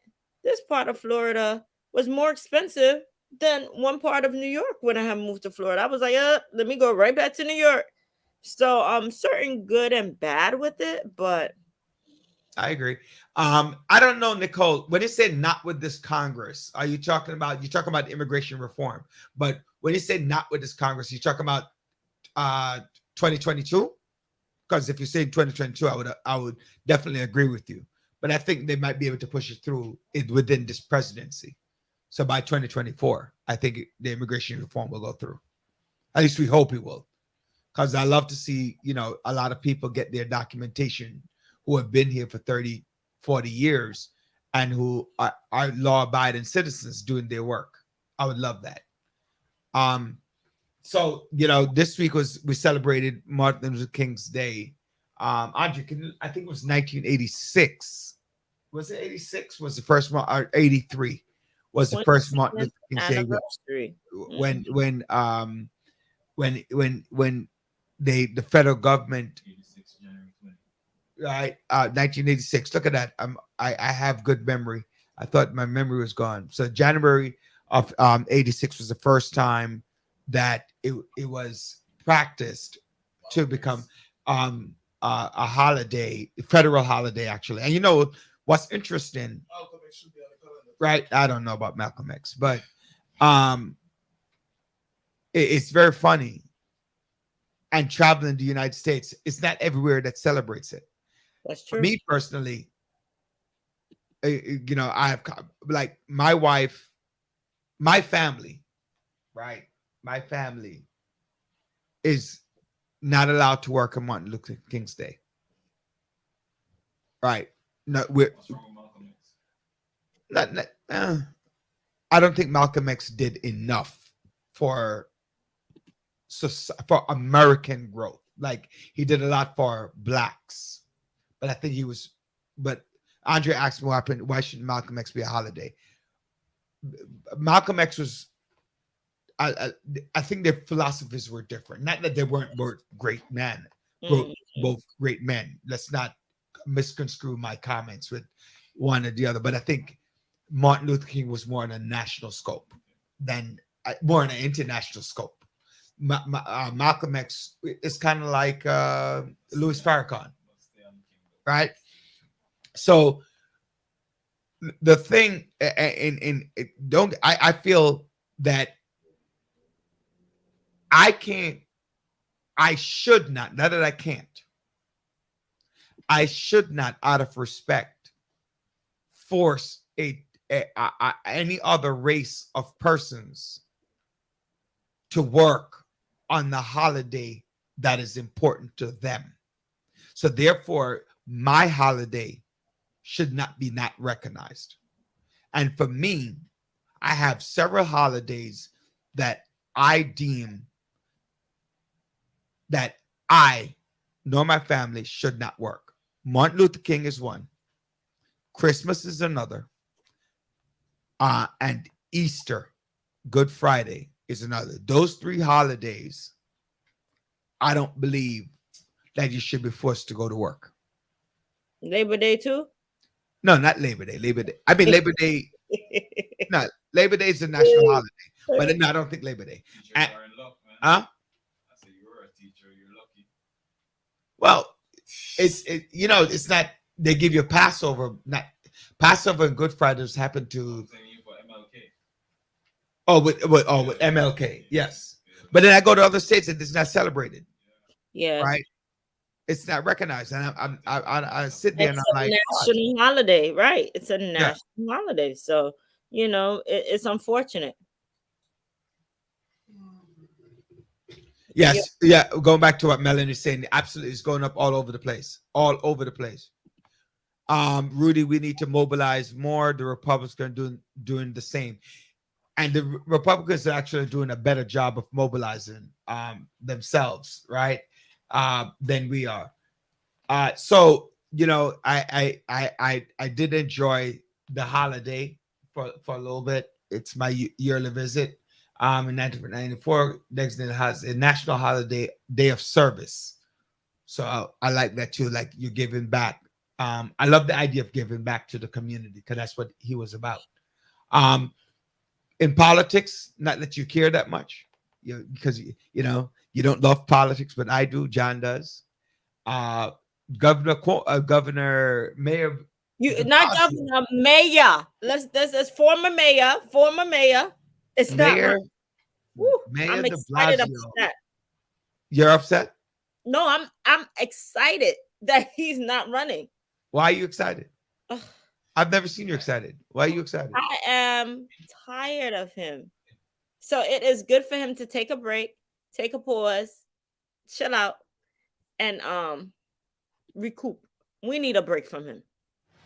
Oh, what was the question, Andre? How do governors become governors? They're appointed or elected. They vote for them. So, okay, so the governors every 4 years goes up for election. In New York State, you have unlimited terms. So you could the last three governors, the last three elected governors served 3 terms each, except for Elliot Spitzer, who had to resign. If the governor leaves office, then the lieutenant governor gets to go to office and serves out the remainder of the 4 years. So if it's 1 day, if it's 3 years, if it's 2 months, the lieutenant governor becomes the governor. So in our lifetime, this has happened twice. In 2008, was it 2008? Let's go back. In 2006, Elliot Spitzer was elected governor of the state of New York. Mm-hmm. He had a scandal in DC with a woman, and it's always the woman taking these guys down. Oh my God. Oh my God. You know Oh my what? God, mean Also, nothing. It's always you what? women. You know what? Always you women feel No, unsatisfied and want something more. So anyway, Well, you know what? He should have been faithful. whatever. He wasn't unfaithful. He should have been He faithful. he wasn't unfaithful. He was just it was just inappropriate what he did. Talking about him the other He day, should have and I been faithful. mistake Spitzer for Wiener. Remember Wiener? And Wiener got look Wiener again with right. The name. Right. So these guys they all get taken down. They all get taken down by women. Like yo, you don't know. Don't even go there. They never heard the expression learn of woman scorn. They self-control. never heard that expression of woman scorn. Self-control. Whatever. She expected that she was going to. What do you think she was? What did she think? Self-control. Let's try it again. Please. And you forgot David Patterson. Right. So Elliot Spitzer became the governor, was elected governor in 2006, and then the woman took him down in 2008, and then so David Patterson became the governor after that. Then he stepped down, and then that's how Andrew Cuomo became governor in 2010. You know, Cuomo's pop spent what 12 years. Yes, so the both of them spent 2 terms in office, 3 terms. So his father was elected governor in 82, and then he stayed governor from 82 to 94. You know, it's kind of interested. But the longest And person, Pataki, the same. Clinton, it wasn't. No, George Pataki. No, George Clinton was 17 years. Next person to be in office as long was a Rockefeller. Yeah, but I think what's the name? Rockefeller. Yeah, Johnny Rockefeller, the third son. Yeah, family business. Yeah, but the Rockefellers were all in business for a while, in politics and everything else. So like the basic is 3 terms. So most of them only spend 3 terms in office.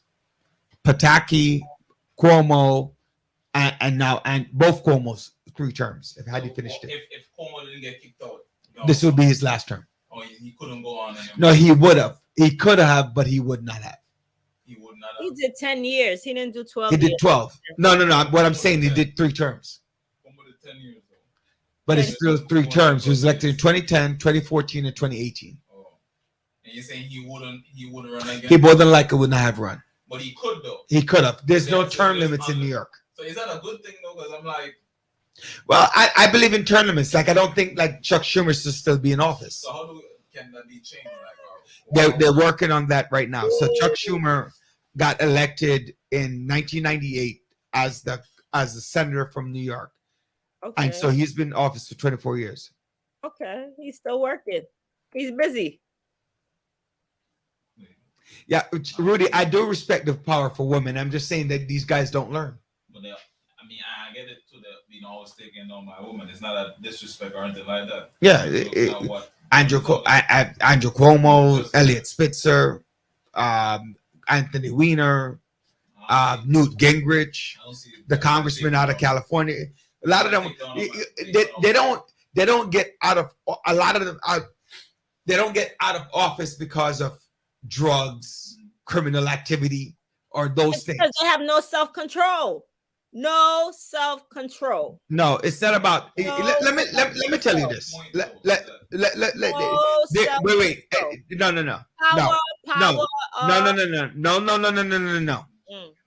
No. It's not about self-control. It's not just about self-control. The point is that they get Right? taken out. Most of the time, not all. Yes, here it is. Most of the time, you think the person that went to sleep with Elliot Spitzer, you think what's that girl, Monica Lewinsky, didn't know what she was doing when she went to the president's office? Power. But You know, again, so when you're right. in power, you think you are invincible. That's not necessarily true. It's it. Oh, okay. That's I not can true. have this, I can have that. I can have this. I can have that. And That's not true. That's not true. That's It not is true. And that's what So you think that a criminal who commits a petty thief? I'm talking about. Wait. I'm sorry. You think a petty thief? Sometimes it's right. No, we're not talking about Congress. No. Joanne. We're talking about. I think you were asking about the governors. Governor. Yeah, they what's his name? What's his name? Was it Schumer shouldn't be. You also said Chuck Schumer. He's been there too long. No, So okay, she so mentioned- I got what you're saying, Joanne, but Joe, right? What I'm saying is that I believe in term limits for everybody. But if they're making a difference, keep it Right? moving. Joe Biden was in office from 1972, I believe, And he is the president now. right, until 2008. And then he served 2 terms as vice president. Now he's back in office. Those are different roles. But from 1974 or 72, you can look that up, right? When he was in office, it makes a difference because he was there. You get too entrenched, and you take things for granted. Like Jamal Bowman, who beat Elliot. What's Elliot's last name? Elliot Engel. Right. Elliot Engel was in office for 20-something years. Right. Jerry Nadler has been in office. Right. So Rudy, call it it's not irresistible. I'm just saying that they're both. I'm a person. I am fair. All I'm saying, you could call it. Joanne could say what was it, temptation or whatever the case is, whatever it's called, self-control. Power. It takes 2 to tango. One hand doesn't clap. One hand. No, I'm not saying it's all. You're not saying what? So here it is. When you have power, you feel you are invincible. That's not true. What do you feel? I'm sorry. Yeah. Based upon your role, your current role, right? Do you feel invincible? Because you have a lot of power. Do you feel invincible? It's totally different. No. It's a yes or no question. Do you feel invincible? It's totally different. I didn't ask you that if it was different. You have a lot of power. It is different.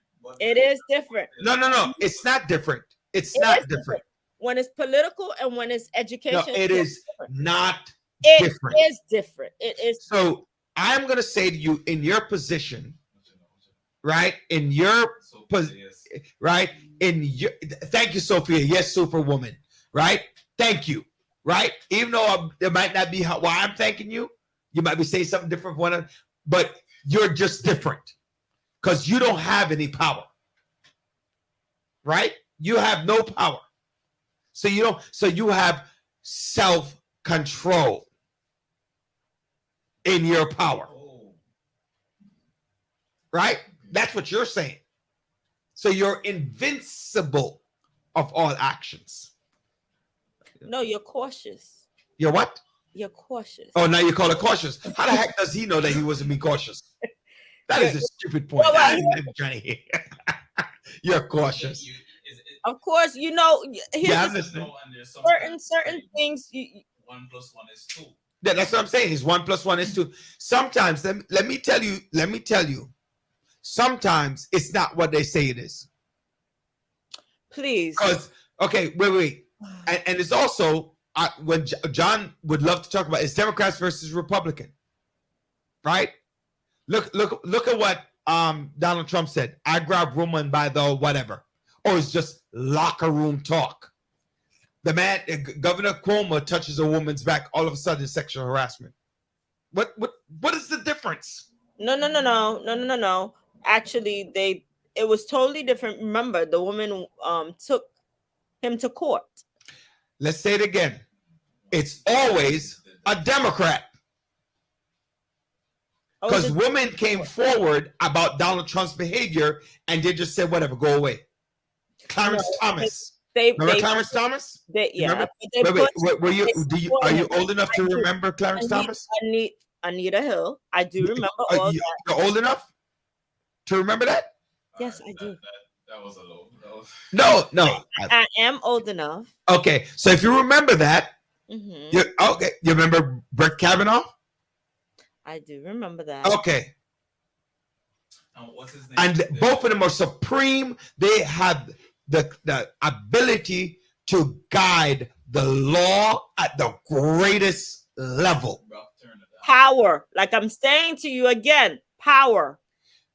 You're gonna tell me you are going to tell me that a Supreme Court judge doesn't have like that person's Supreme Court judge for life. Mm-hmm. That's not power, or is that cautious? No. Andre said he's not cautious. What did Sophia say? Hold on. But they all pay them off. But they all pay off. All of them pay off and do it quietly. But some people look at it and they try to gain from it. Like Monica Lewinsky eventually had her own talk show. They're looking for their 50 minutes of fame. And it's generally from a Democrat. Not all of them, but most of them. Right? Let's focus about what? Why you want to change the subject? Oh, I'm telling you. Remember what I told you at the beginning of the show? What was it? Former Mayor Kathy Hoagie says support her. What did Miss Mejia say? Influence. Yeah, it is influence, but the Democrats have problems. He delivered a promise to offer universal pre-K, curbing the police stop and frisk tactics. Oh, this is about Bill de Blasio, right? Cardi B, I'm very proud of her, although yes. I'm not a fan. Sure. But I'm very proud of that she stepped up to say that she is willing to help the victim. She actually to cover the funeral expenses of all of the 17 Bronx fire victims. You know, there's been a lot of included children. Yeah, a lot of fires in the Bronx, a lot of activities happening in the Bronx lately. You know, so one of the things I was thinking about, and chime in here, both Andre, Joanne, or people out there. I feel a lot of people when we're doing this conversation, right? So let me talk about our backroom talk for our audience out there. Joanne blamed the landlord. I blame the landlord, and the weather. And people are just suffering. So I'm in this office right here and I have on a heater because it's cold. It ain't my landlord's fault. But you do have what Joanne is saying. The landlords are not fixing the property. But I was thinking so correct me if I'm wrong. It's like in the summer. In the summer, you get the message from National Grid because there's an overflow of people using AC. When are these fires coming out? Right now. What is the temperature? When I left New York last week, it was 12 degrees. Mm-hmm.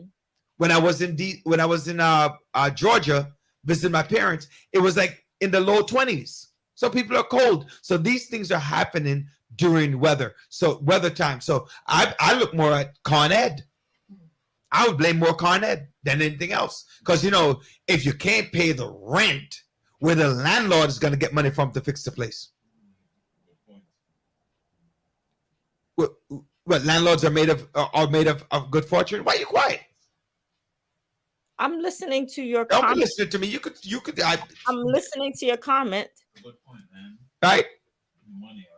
People not working and they're struggling to pay rent too. So no landlord. Right. If you can't afford anything, what are you supposed to do? But you know what? In 10-degree weather, in 20-degree weather, recently we've been having more and more people not have heat. That's a problem. If you're going to be a landlord, you have to have money put aside to make sure that you fix your boiler and make But the people are not paying their rent. Well, guess what? They could get help too. From who? They don't help landlords. They help tenants. They must provide again. From where? One, I can't kick you out. Right? I can't kick you out. I hear you, Jennifer. I can't move you from my house. Mm-hmm. Right? I can't move you. But you can't freeze the people either. Again, listen to what I'm saying. What am I supposed to do as a landlord? You're not paying your rent. I can't evict you. I ain't got no money. Where am I supposed to get it from? Didn't you tell me? You told the listeners not too long ago about a housing support help that was The available. New York State. homeownersfund.org, Okay. which is running out, ladies and gentlemen. Please do use it. New York homeownersfund.org. Okay. So, and guess what? What's that? By the way, if you make any respectable money, don't bother. Wait. Remember our Lieutenant General, Governor? We have to reach back out to him because he spoke about, hey, if you're going to have a home to rent out, guess what? You need to provide heat. You see, you're still not. Again, it's like you're overlooking the fact that there's no income coming in. You have to pay the mortgage. Mm-hmm. So if, let's say you have a... So freeze the people so you can pay the mortgage? Is that what you're saying? Free the people? Freeze Get out. them? Get out. And where they're supposed to stay? Find a place to live. If you're not paying me my rent, it's okay. So the argument that you're making is that it's a lose. Your argument is unfair because it is a lose situation. So you're saying that some of the people in the Bronx couldn't pay. I didn't say that. That's not what I said. That's not what I said. That's a reach. That is a bad reach and a terrible reach. So you're saying it's not a good way because that's a way to turn the person right. That's not what I'm saying. Yeah. Because what I'm saying, it's unfortunate because the person, right? The person. Thank you. ERAP. Yes. Emergency rental. Okay. Thank you. I know people own homes and are landlords who have not collected rent for over a year.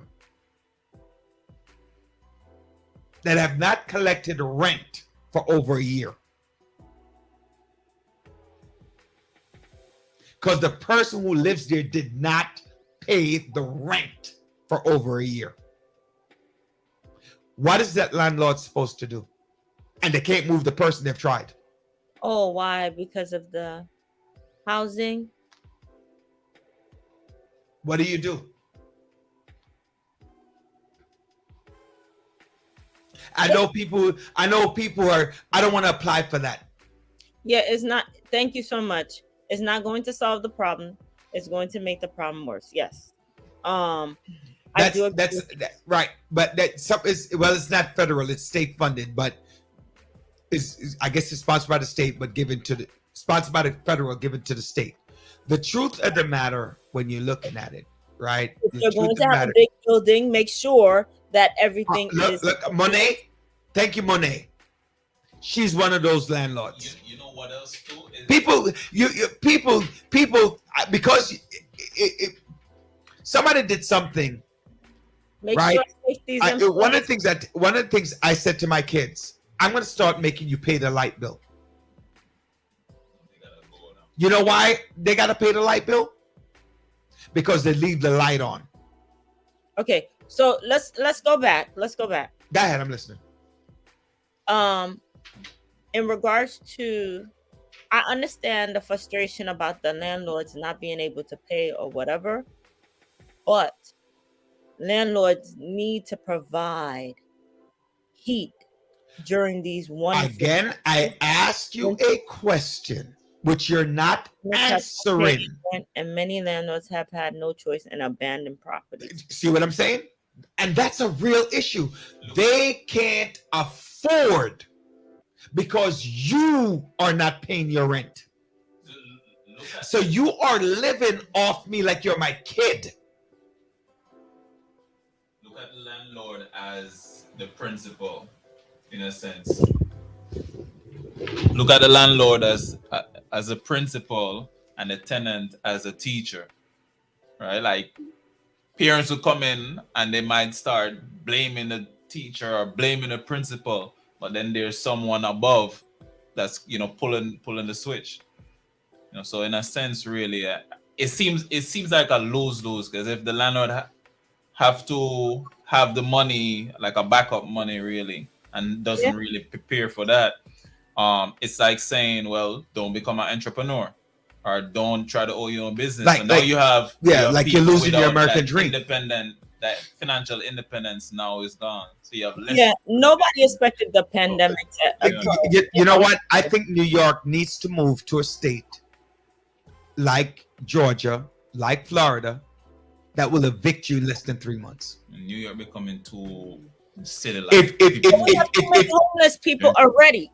And too many homeless people are committing more and more crimes. Listen here, Miss Leftist. Mm-mm.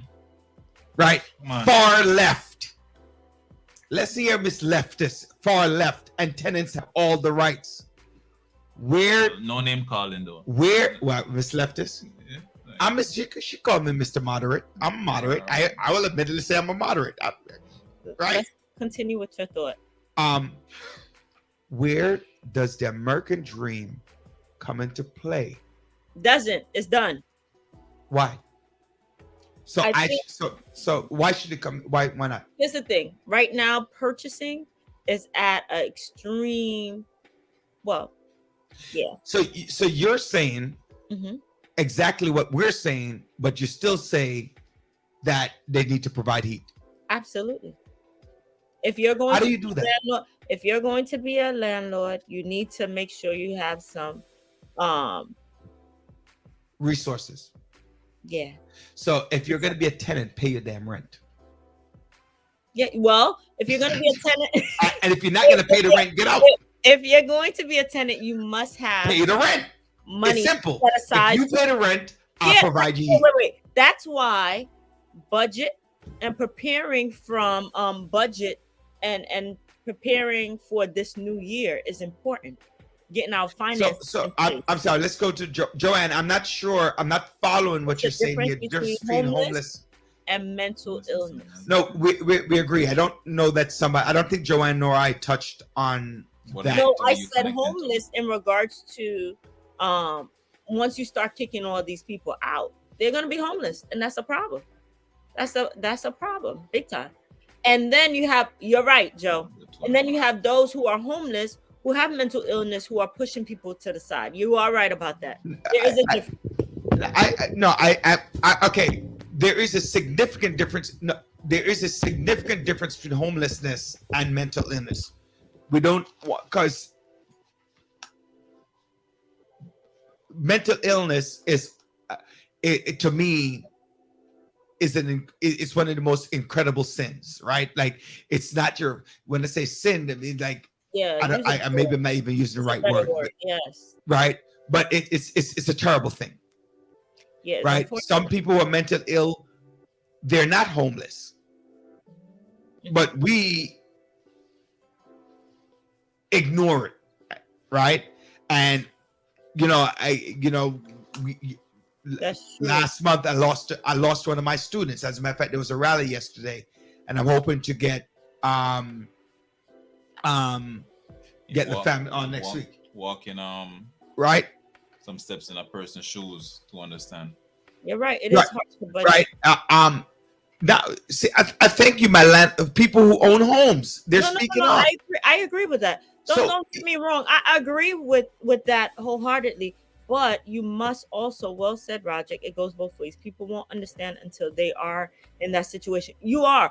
With this pandemic, it has caused a major problem because I don't think any of the landlord expected this situation to go to the extreme. They never projected, hey, I'm going to purchase a house and somebody's going to live in my house. Right. Didn't think that Right, either. of course. The Right. same So thing. And a lot of person- people are like, hey, you know what? I never expected to be out of a job due to, hey, my business closing down, or hey, so much took place, and unfortunately, it triggered what we're going through. Not Yeah, only the cascading housing effect. problem, but also mental illness as well. People are afraid of going out. They're So- afraid of doing things. So it caused a bigger problem than we expect. Wait, Continually hold on, feeling like Andre. an impasse. Hold on. Let me read Rudy's comment, and then you guide and say what you're saying. So Rudy said, Rudolph, you don't mind me calling you Rudy, right? Just go. All right. Look, New York City and all over the place, is made up of with two types of people: renters and landlords. Mhm. We cannot. Well, I wouldn't use the word renters and landlords. I would use homeowners and renters, right? Because you might own a home, but you're not a landlord, right? We cannot punish one without hurting the other. We need to push our city and state legislators to leaders to push for the use of some of that money, federal money. NYC homelessness rates will skyrocket. Then comes incarceration and killing. Okay, which is what you're saying, Joanne. Poverty. So here is the point: if people are not working, where the money's come from? It's a losing situation. Yeah. Yeah, it definitely feels like an impasse. Yeah. I was just putting some up. Joanne, Jennifer writes, it's a losing situation for the landlord. Landlord has no rights in New York City. That is the major problem in New York City. So you're not forced. The biggest landlord Is the city. That's true. With the nice houses. That is true, man. Public And housing is the responsibility, therefore responsibility to provide heat. Yes. everywhere you turn in New York City, it's like a ticket place. Like if you watch a bus lane, right? Like, Hi, Rudy. Hey, what's going on? Hi, Rudy. Right? Yes, I do know that. The cameras. It's hard to park on the sidewalk without worrying about a ticket. The tolls. What else? The bus lane. People are leaving New York. There is a tremendous amount of taxation, right? Time is gone? Yeah. Wow. Yeah, I was saying 3 minutes already. There's a tremendous amount of taxation in New York City. You're not able to survive, and that's why a lot of people quit and walk away. I think one person commented on that.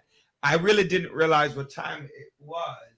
But we do thank everyone for participating and the comments section. Thank you so much for your involvement today. Thank you so much for our wonderful Congresswoman Yvette Clarke for coming on to inform us on what's taking place all over and how to support and what we need to do. And also, thank you for the feedback. Any feedback you have, please share with us so that we can provide information that you need and we can help our community and build on our village. With that being said, thank you for watching, listening, hearing, viewing, sharing The Village on 92.1 GD Radio, where we are dedicated to empowering the community to live a healthy, safe, and financially capable life through education, helping each one of us in realizing our dreams at any age, at any point, starting from today. Brought to you by the Single Parent University. God bless and do enjoy.